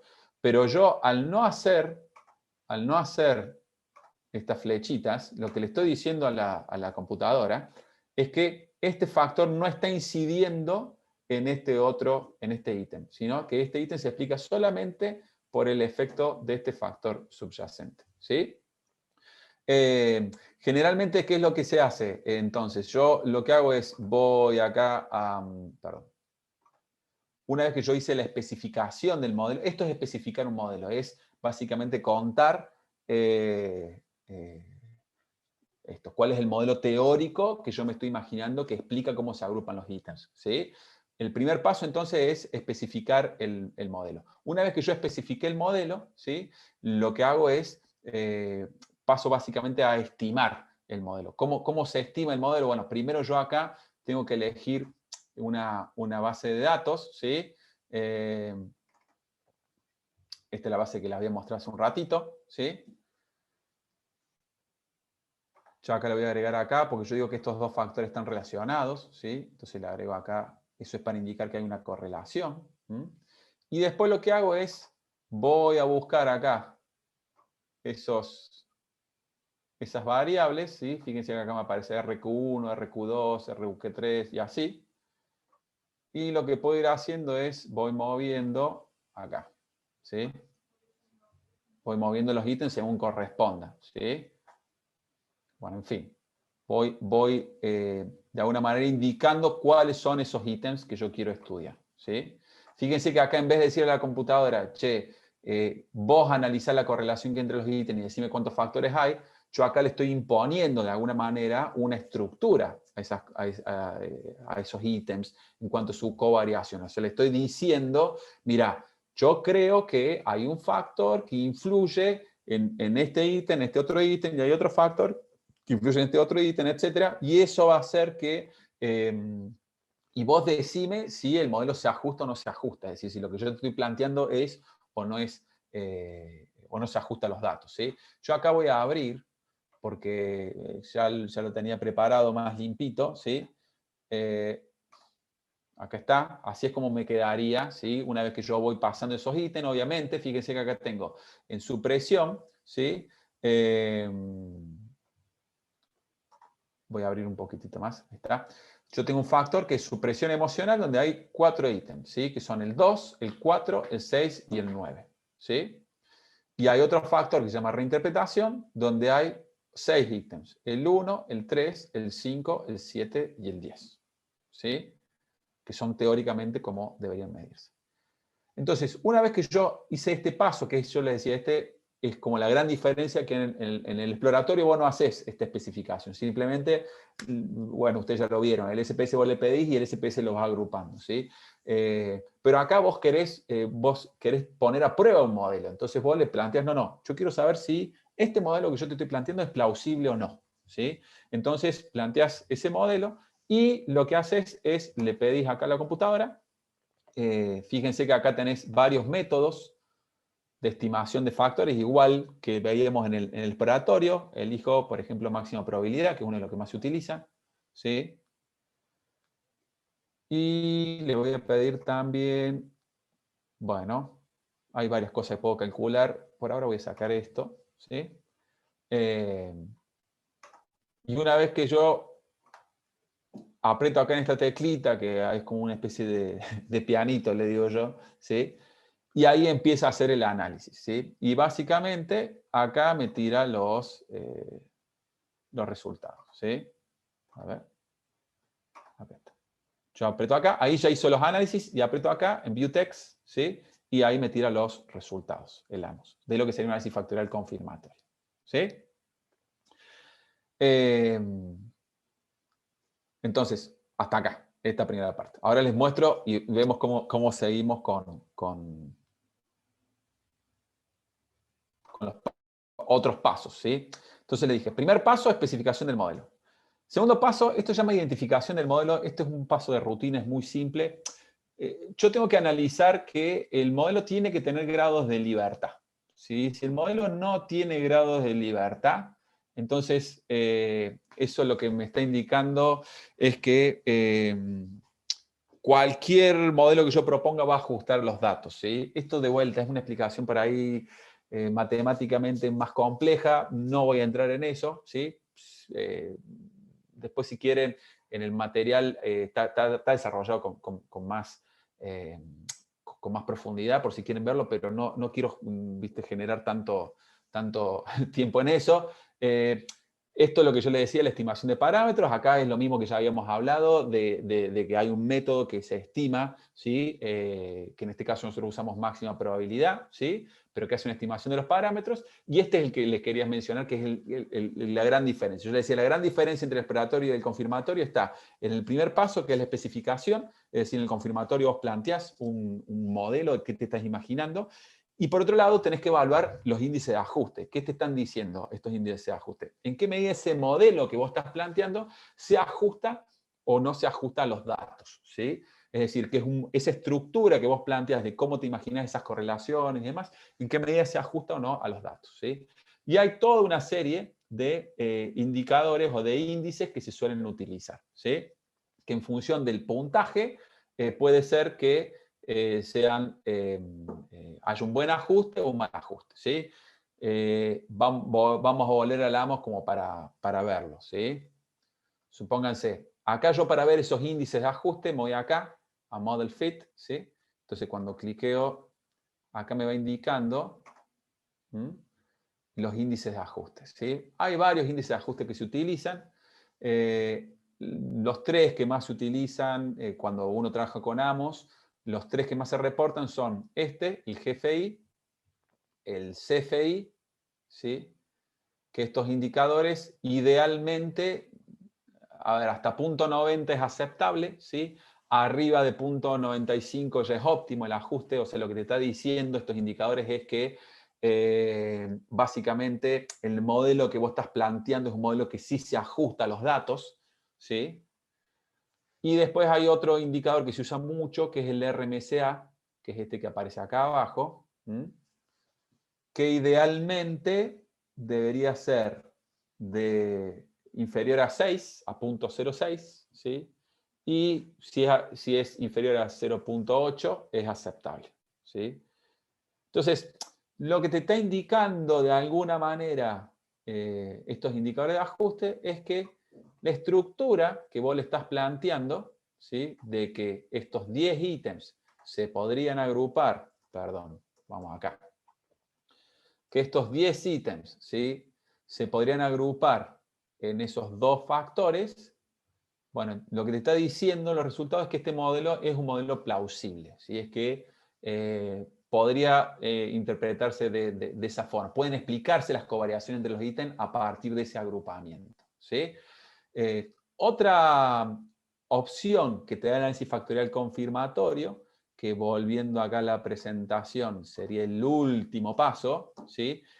Es lo que se llama reespecificación del modelo, y con esto terminamos lo que es el análisis factorial confirmatorio, ¿sí? ¿Qué es la reespecificación del modelo? Bueno, básicamente yo le puedo pedir al programa, ¿sí? Que me sugiera cambios, como para mejorar el ajuste del modelo, ¿sí? Entonces, ¿cómo se hace eso? Bueno, acá el software, ¿sí? Yo le puedo pedir algo que se llama índices de modificación. Yo voy acá en esta solapita, ¿sí? Y cliqueo acá índices de modificación. Y acá, ¿qué me va a arrojar la computadora? Me va a dar algunas recomendaciones de cambios que yo puedo ir haciendo en el modelo como para mejorar el ajuste, ¿sí? Entonces, supónganse, yo acá vuelvo a calcular, ¿sí? Y cuando le pida información, me aparece una solapa nueva que antes no estaba, que está acá, que es, no sé si alcanza a ver ahí, índice de modificación, ¿sí? ¿Qué son los índices de modificación? Bueno, básicamente estos índices se basan en los valores residuales, ¿sí? ¿Qué es un residual? Imagínense que yo les dije que lo que hace la computadora es compara la estructura que yo planteé a nivel teórico de cómo se relacionan los ítems con la estructura real de cómo se relacionan los ítems, ¿sí? Imagínense eso. Y lo que hace es, cuanto más diferencia hay entre esas dos, entre la estructura teórica que yo planteo y la estructura real de cómo se interrelacionan esos ítems, se genera, la diferencia que hay entre una y otra es lo que se llama un residuo, ¿sí? Residuo. Cuanto más grande el residuo, significa que ahí hay algo que está generando que haya más diferencia entre la estructura teórica que yo propuse y la estructura que realmente tienen los datos. Si esos residuos son pequeños, significa que no hay grandes diferencias, ¿sí? Entonces, lo que me está indicando acá básicamente son los residuos que se generan. Fíjense que, por ejemplo, acá hay un valor residual alto, ¿sí? Que es 82. Si uno se pone a ver y comparar con los otros, te llama la atención porque decís, che, acá hay un valor residual alto, ¿sí? Entre estos dos ítems, entre el 6 y el 5, ¿sí? ¿Qué me está sugiriendo la computadora? Me está sugiriendo que acá hay una covariación entre estos dos ítems, ¿sí? ¿Qué significa eso? Que si yo agarro acá y le pongo una covariación entre estos dos ítems, vamos a hacer acá para jugar, vuelvo a hacer el análisis, agregando esa covariación,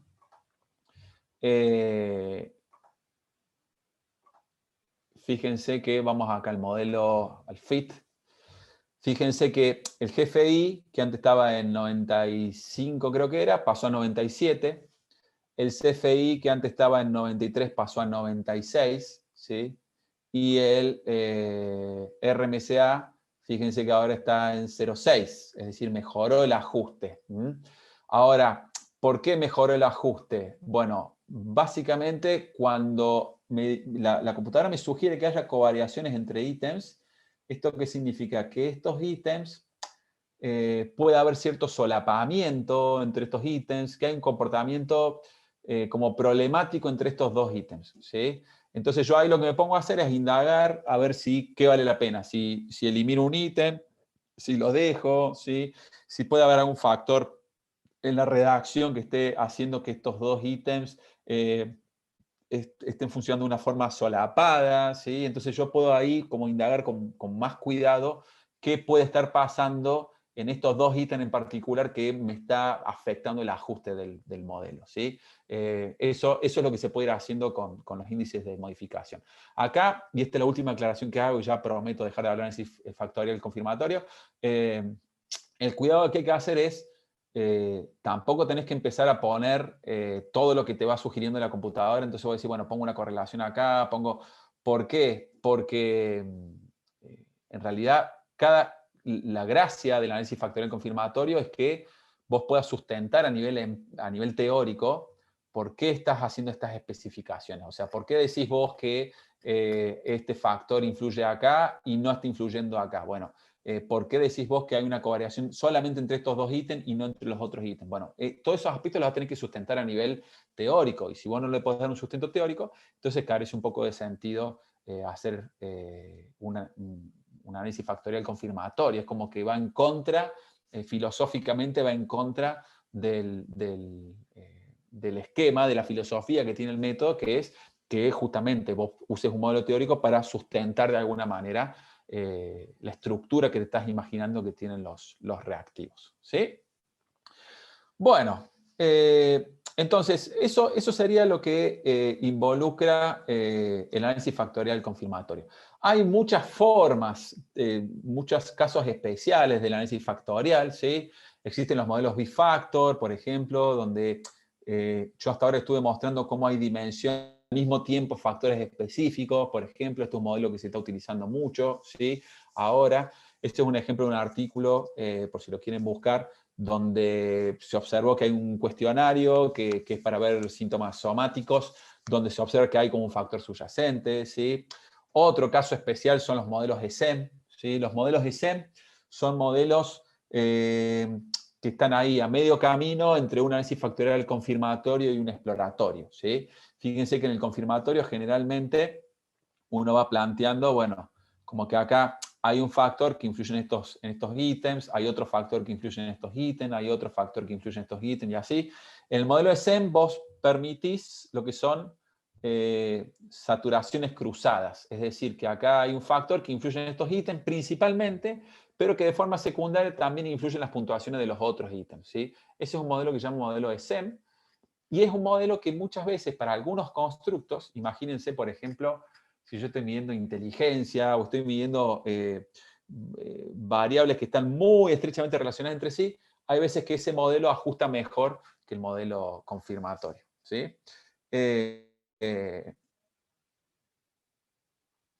Y este es último, y ya con esto cierro el análisis factorial, que este es un análisis también relativamente nuevo que se llama el Exploratory Graph Analysis, ¿sí? Que lo que hace es básicamente muy parecido al análisis factorial exploratorio, que yo comenté al principio, es muy, muy parecido, nada más que te permite tener como la interfaz gráfica de alguna manera, ¿sí? Donde vos vas viendo cómo se van interrelacionando los ítems, y cuanto más fuerte es la correlación, más gruesa es la línea, y cuanto más débil la correlación entre los ítems, más débil es la línea, y también te permite hacer análisis factoriales, ¿sí? Pero también tiene otros rudimentos estadísticos adicionales, pero en términos generales es muy parecido a un análisis factorial exploratorio, ¿sí? La diferencia es que vos lo podés ir graficando de alguna manera e identificando los factores subyacentes en función de cómo se va graficando. ¿Sí? Este es otro artículo, por ejemplo, que publicamos hace un par de años utilizando esta metodología, ¿sí? Y donde vos vas viendo, bueno, por ejemplo, que en este caso es un instrumento que mide afecto positivo y negativo, ¿sí? Y fíjense que se agrupan en 2 dimensiones y que hay algunos ítems que se agrupan más intensamente entre otros, ¿sí? Esto es muy interesante, por ejemplo, cuando vos querés estudiar síntomas.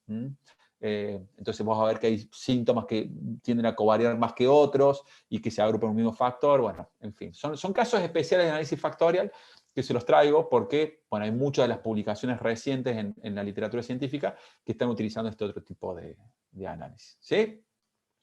Bueno, y para ir cerrando, ¿sí?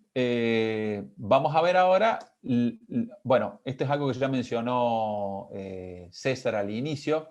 Es otro tipo de caso especial, de alguna manera, de análisis factorial, que es la invarianza. Hay veces que vos querés ver si esa estructura, si esa forma en la cual se relacionan los ítems, se mantiene invariante en diferentes poblaciones, por ejemplo, tanto en hombres como en mujeres, en diferentes edades, ¿sí? En función del estatus marital, en fin. Vos querés ir viendo si esos ítems se siguen agrupando de la misma forma y siguen covariando de la misma forma en distintos grupos. Entonces, bueno, hay una forma, fíjense que básicamente vos vas viendo cómo van cambiando los índices de ajuste para distintos tipos de grupos y en la medida en que vos veas que los índices, no hay grandes cambios en los índices de ajuste para distintos grupos, es que vos decís que la estructura factorial es invariante, ¿sí? Este es un caso especial también del análisis factorial, ¿sí? Y es algo que también se publica cada vez más, ¿sí? Bueno, vamos entonces ahora, si les parece, con que ya es más simple y es más intuitivo y es más fácil de analizar. Pero esto del test con este otro tipo de evidencia. Una forma de aportar evidencias de que esa muestra de comportamiento de alguna manera es representativa de ese dominio, ¿sí? Es con el análisis factorial, ¿sí? Viendo cómo se agrupan esos ítems, ¿sí? E ir viendo si esa agrupación entre los ítems se corresponde teóricamente con esas dimensiones teóricas que vos le habías planteado que tenía el dominio, ¿sí? Ahora, otra forma, volviendo al dibujo inicial, es, si vos a partir de las puntuaciones que estás obteniendo, podés hacer predicciones de variables que teóricamente estás midiendo, ¿sí? O ves que esas puntuaciones se vinculan con otras variables externas a la prueba, ¿sí? De una forma teóricamente coherente, entonces eso también es evidencia de que esas puntuaciones, ¿sí? Son puntuaciones, que hacen, son puntuaciones válidas, es decir, que te permiten hacer inferencias válidas sobre el dominio, ¿sí? Y hay varios métodos, ¿sí? Uno de ellos se centra en la correlación, otro se llama grupos contrastados o conocidos, y acá sí hago la aclaración, para las pruebas de screening, ¿sí? Esas pruebas que se usan para la detección, se utilizan también estudios para ver cuán precisa es esa prueba en la detección de un trastorno, ¿sí? Como estos dos son más simples, les voy a contar un poquitito de esto, de cómo se puede evaluar la capacidad de una prueba para detectar un trastorno. Esto se usa sobre todo en las pruebas de screening, no en las pruebas que uno usa para diagnóstico, sino sobre todo en pruebas de screening, ¿sí? ¿En qué consiste esto? Básicamente, se hace un análisis que se llama de curvas ROC, ¿sí? Y lo que yo hago es analizar en qué medida, esto es una de las últimas cosas que digo, ¿sí? Lo digo porque ya imagino que los debo estar llenando de información, entonces, para que me aguanten 15 minutitos más, ¿sí? Yo sé que esto es medio pesado, pero ya con esto vamos a ir cerrando, ¿sí? ¿Cómo se hace un análisis de curvas ROC, ¿sí? O CORE? Básicamente, ¿qué consiste? Yo lo que agarro es, quiero ver en qué medida las puntuaciones de un test, ¿sí? Me permiten, por ejemplo, diagnosticar, ¿sí? No diagnosticar, sino detectar de alguna manera, ¿sí? Una característica en una población. Supongamos, para hacer el equivalente, supongamos en el ámbito médico, yo quiero hacer algún tipo de testeo para predecir si esta persona tiene o no tiene, ¿sí?, cáncer de mama, por ejemplo, ¿sí? Bueno, en psicología hacemos algo parecido, ¿sí? ¿Y qué es lo que asumimos? Que si esa prueba, si las puntuaciones de esa prueba me permiten efectivamente hacer una buena clasificación, ¿sí?, entonces eso es un indicador de que esas puntuaciones son puntuaciones válidas, ¿sí?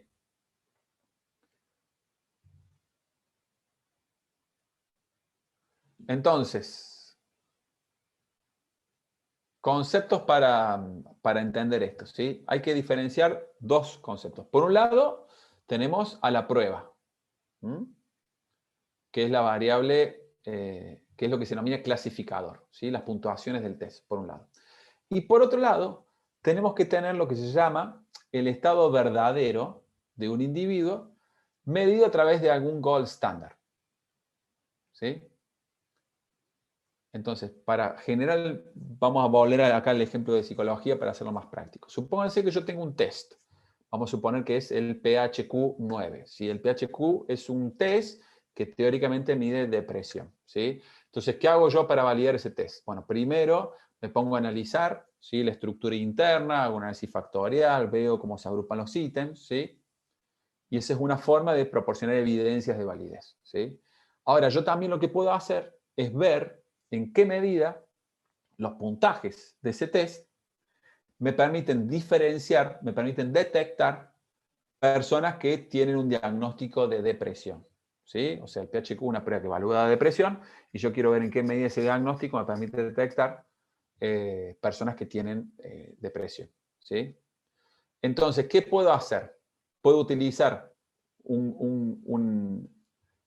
puedo agarrar un grupo de pacientes, ¿sí?, aplicarles el PHQ, ¿sí?, y pedirles a un psicólogo que, a través de una entrevista estandarizada, como puede ser la SID, ¿sí?, diagnostique si ese grupo de pacientes, quiénes tienen depresión y quiénes no tienen depresión, ¿sí? Y después yo puedo ponerme a estudiar en qué medida los puntajes del PHQ-9 son buenos detectando o no, ¿sí?, si la persona tiene o no tiene depresión, ¿sí? Entonces, para entenderlo como más fácil, ¿sí?, tengo por un lado los resultados que yo obtendría a través de la entrevista, que es ese gold standard, que es lo que me permitiría decir si esa persona tiene o no tiene, por ejemplo, depresión, ¿sí? Y por otro lado, tengo los resultados del test, ¿sí?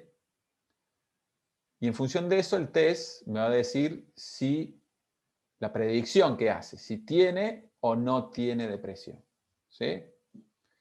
Y en función de esto se obtienen 4 tipos de posibilidades, ¿sí? Si el test me dice que sí tiene depresión y la persona efectivamente tenía depresión, entonces hablamos de un verdadero positivo.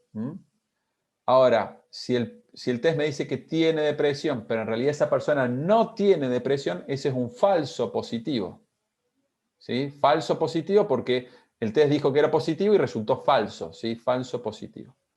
Y lo mismo ocurre acá. Si el test me dice que no tiene depresión y la persona en la entrevista se ve que efectivamente sí tenía, entonces es un falso negativo. Y si el test efectivamente te dice que no tiene depresión y la entrevista te decía que no tenía, entonces es un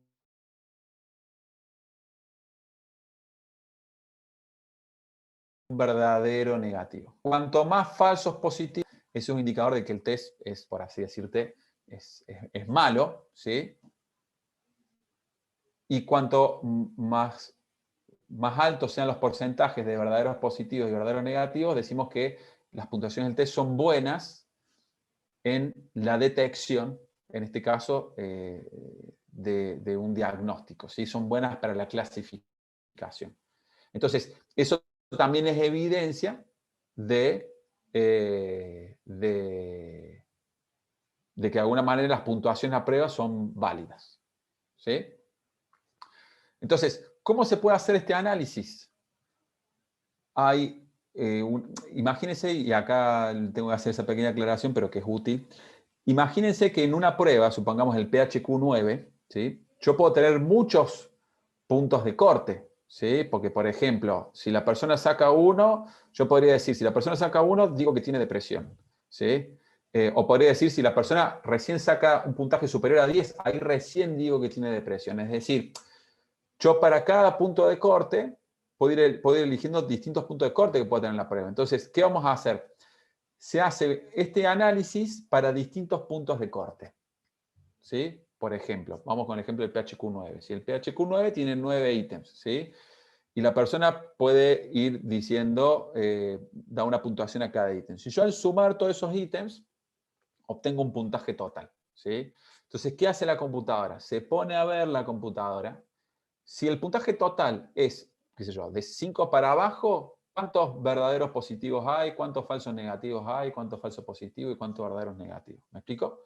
Si es de 6 para abajo, ¿qué pasa con todo esto? Si es de 7 para abajo, ¿qué pasa con todo esto? Si es de 8 para abajo, así.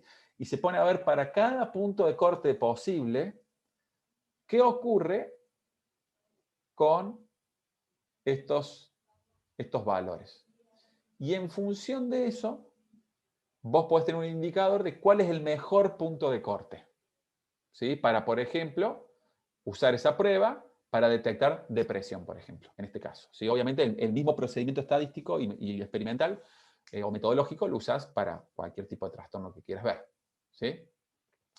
Entonces, acá hay dos valores que son muy importantes, no voy a contarles todo porque hay varios índices que se pueden sacar, pero hay dos que me interesan mucho que ustedes sepan. Uno es lo que se llama sensibilidad y el otro es lo que se llama especificidad.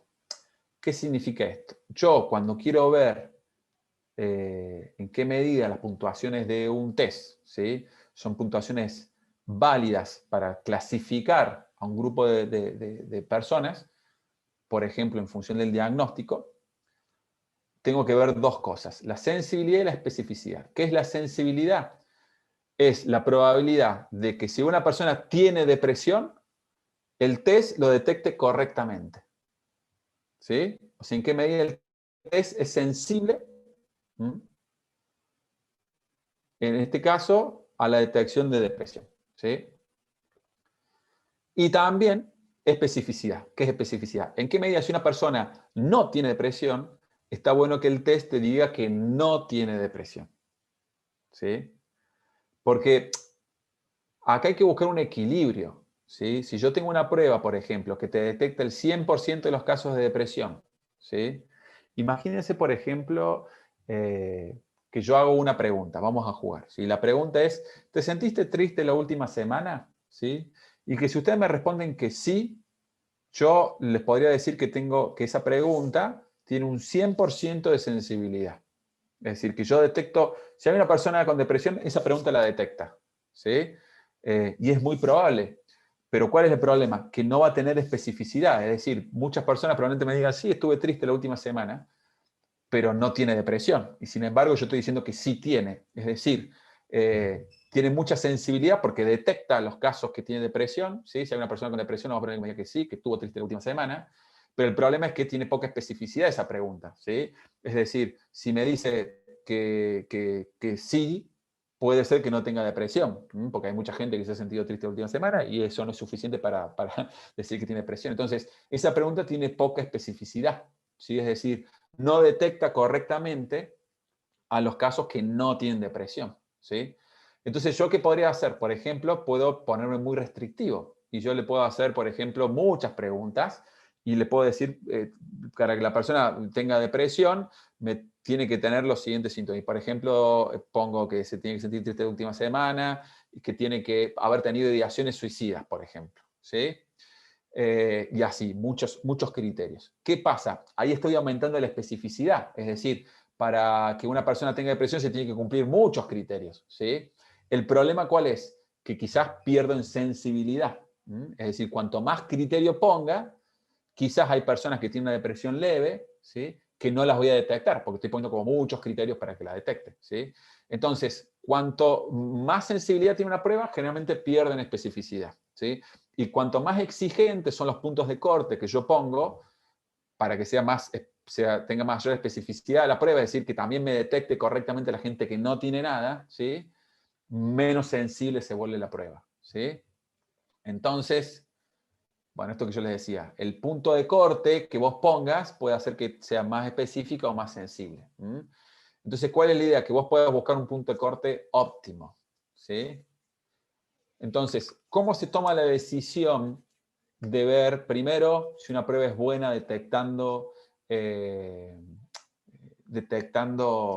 clasificando personas, ¿sí? ¿Y cuál es el punto de corte óptimo? Bueno, generalmente para eso se usa lo que se llama las curvas ROC, ¿sí? O las curvas CORE. Estas curvas lo que te indican es fíjense que por un lado me tira en un eje la especificidad y en otro eje la sensibilidad, ¿sí? Entonces, cuanto más alejada de esta línea de acá, ¿sí? esté esta curva, eso significa que tiene mayor sensibilidad y mayor especificidad, ¿sí? Y estos valores, ¿cómo se obtienen? Para cada punto de corte posible, vas comparando la sensibilidad y la especificidad. Entonces vas graficando esa curvita para cada uno de estos puntos, y la idea es que vos elijas el punto que esté por acá, el que esté más cercano, ¿sí? Que tenga una alta sensibilidad y una alta especificidad, ¿sí? Entonces, para no hacerlo tan aburrido, les muestro un segundo. Sí, no sé si vamos a llegar con el tiempo. Si llegamos con el tiempo, les muestro en el SPSS cómo se hace, pero me parece que no vamos a llegar. Les decía, por cuestiones de tiempo, no les voy a mostrar en el SPSS cómo se calculan las curvas ROC y demás, pero quizás si hacemos tiempo en los últimos minutos puedo mostrarles algo, ¿sí? Pero sí, para cerrar en horario y tener tiempo a hacer preguntas, sí me gustaría mostrar las últimas dos tipos de evidencias de validez externas, ¿sí? Básicamente, yo les decía que uno era con el análisis de las curvas ROC, que esto sobre todo se analiza cuando vos usas pruebas de screening, ¿sí? Las pruebas de screening es muy importante que vos proporciones como evidencia y validez esto, ¿sí? Y como les decía, en general, lo que te permite este análisis, que si hacemos tiempo les voy a mostrar cómo se hace, pero si no, bueno, puedo proporcionar algún video o algo para que vean cómo se realiza, pero vos para cada punto de corte posible de la prueba, vos vas viendo el nivel de sensibilidad y especificidad que va teniendo, ¿sí? Y entonces, ¿qué haces? Elegís aquellos puntos de corte donde de alguna manera maximiza tanto la sensibilidad como la especificidad, ¿sí? Entonces, en función de eso, vos podés elegir el punto de corte más adecuado, ¿sí? Por ejemplo, nosotros, en el ejemplo que yo le daba, este es un artículo que publicamos con el PHQ-9, ¿sí? Básicamente, con una muestra de 178 pacientes, ¿sí? Acá los tamaños muestrales suelen ser más pequeños para este tipo de estudios. Vos lo que vas haciendo es, te fijas, la entrevista es como el gold standard de alguna manera, ¿sí? Que vos utilizás como para ver si una persona tiene o no tiene depresión, y después vas viendo cómo se desempeñan las puntuaciones de la prueba en diferentes puntos de corte, que es eso que aparece ahí, ¿sí? en el gráfico, en diferentes puntos de corte vos vas viendo para cada punto de corte cuál es el nivel de sensibilidad y especificidad que vas teniendo, ¿sí? Que aparecen acá en el gráfico, acá más abajo, el nivel de sensibilidad y especificidad. Y elegís aquel punto de corte, ¿sí? Que de alguna manera sea el más adecuado, ¿sí? Para el propósito que vos te estás estableciendo. Generalmente, si es una prueba de screening y es una prueba donde vos lo que querés, va a haber alguna instancia posterior de entrevista y demás, por ahí querés minimizar los falsos negativos, ¿sí? Es decir, vos preferís decir a una persona que es probable que tenga depresión para que esa persona vaya a una entrevista y en todo caso vos después descartes el diagnóstico, a decir una persona o que el médico de atención primaria, la persona que sea, diga, no, esta persona no tiene nada y diga, vaya a su casa, cuando una persona que en realidad requiere algún tipo de acompañamiento psicológico. Entonces nosotros, por ejemplo, en este trabajo, elegimos puntos de corte que maximizaran la sensibilidad, ¿sí? Pero dependiendo del contexto, vos podés elegir algún punto de corte u otro punto de corte. Ahora, ¿qué es importante? Que la prueba tenga esa capacidad de detección, ¿sí? Si yo cuando hago este estudio, en vez de darme esa curva, me da algo que es muy cercano a la diagonal. ¿Qué significa? Significa que en realidad las puntuaciones del test no me permiten discriminar entre esas personas, no me permiten detectar casos con algún tipo de trastorno y que por ende las puntuaciones no son válidas, ¿sí? Al menos cuando yo la comparo con criterios externos, no están siendo válidas para el propósito que yo pretendo usar esas puntuaciones, ¿sí? Y dos formas más, y ya con esto termino, ¿sí? Hay veces que vos querés cruzar esas puntuaciones del test con otras medidas, ¿sí? Que eso te ayuda de alguna manera. Si vos ves que esas puntuaciones se correlacionan de forma coherente a nivel teórico con otras variables, eso es evidencia de que estás midiendo lo que decís que medís, ¿sí? Este es un ejemplo de un artículo que publicamos el año pasado con César, donde se veía cómo de alguna manera el nivel de mindfulness, del estado de mindfulness de una persona, se asociaba de forma coherente, estamos hablando de pacientes con psicosis, se asociaba de forma coherente con algunos síntomas, ¿sí? Y con medidas de bienestar psicológico. Eso es evidencia de que efectivamente el test, las puntuaciones miden lo que dicen que miden, porque se están asociando de forma coherente con otro tipo de variables, ¿sí? Esto es concurrente, ¿por qué? Porque se dice concurrente cuando se aplican, todos estos instrumentos se aplican al mismo tiempo, ¿sí? Pero también vos podés dar evidencias de validez predictiva, ¿sí? Predictiva es cuando vos querés de alguna manera hacer una predicción, que hay un lapso de tiempo entre la medición del test y el comportamiento que vos estás midiendo, ¿sí? Por ejemplo, acá, este fue un estudio donde nosotros medíamos regulación de emociones en universitarios y después veíamos al momento de un examen cómo ese estudiante tenía interferencia emocional, ¿sí? En qué medida no podía regular sus emociones y eso afectaba su desempeño en el examen, ¿sí? Entonces, nosotros medimos esa escala, ¿sí? Medimos con el CERC, que es un instrumento que se utiliza para regulación de emociones, y un mes después, en la situación de examen, analizamos el nivel de interferencia emocional. Y se vio que las puntuaciones de este test tenían capacidad predictiva. Entonces, eso es evidencia del que el test mide lo que dice que mide, ¿sí?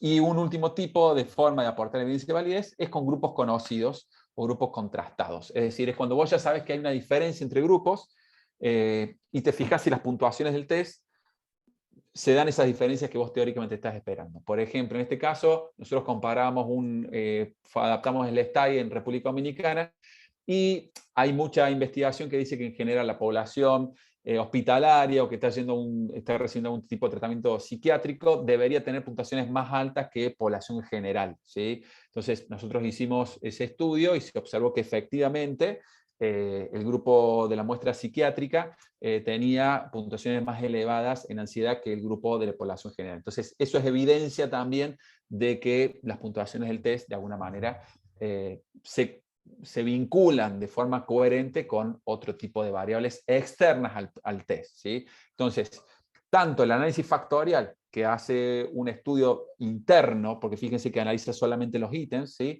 Como las evidencias con variables externas, son las formas más importantes que tenemos, ¿sí? De evidenciar que las puntuaciones de ese test, ¿sí? Me permiten hacer inferencias válidas sobre ese dominio que pretendo medir, ¿sí? Básicamente a eso hacemos referencia cuando decimos que los estudios son los estudios de validez de una prueba, ¿sí? Eso es lo que estamos buscando, ¿sí?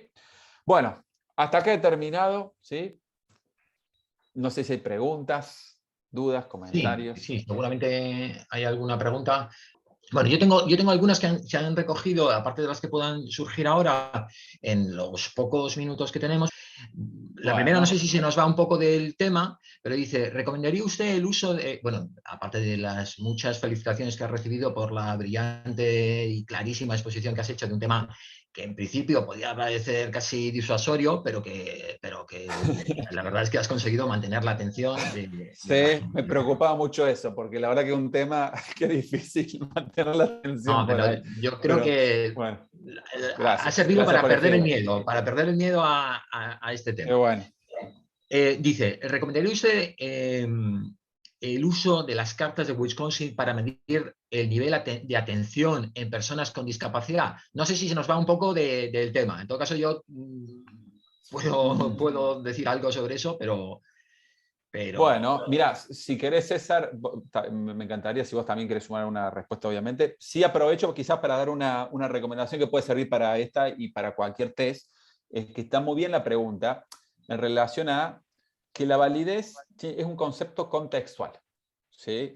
Cuando hablamos en psicometría. Es decir, no podemos asumir que un test que tiene estudios de validez es válido para todo, sino que hay que verlo en qué contexto, en qué subpoblación, con qué propósito. Entonces es muy buena la pregunta que hacen, porque la prueba de Wisconsin, por ejemplo, tiene muchos estudios de validez. Ahora hay que ver si en determinada población puede que esa prueba no esté midiendo adecuadamente el constructo, ¿sí? O que las personas no entiendan adecuadamente las consignas, y eso puede hacer que esas puntuaciones no sean válidas para ese contexto, ¿sí? Entonces, mi recomendación sería, y si querés te doy la palabra a César para que responda específicamente con el tema de Wisconsin, pero mi recomendación sería que está muy bien que se pregunten eso, ¿sí? Es decir, al momento de analizar una prueba, que analicen para qué contexto y con qué fin la quieren utilizar para identificar con más claridad qué estudios psicométricos son los que más le van a servir a ustedes para tomar una decisión.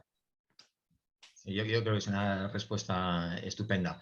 Es verdad que sí que hay, es una escala que principalmente se describe como una escala de flexibilidad y que se usa principalmente en ese sentido, pero es verdad que, un poco enlazándolo con tu presentación, hay estudios factoriales que lo que hablan es que hay dos dimensiones.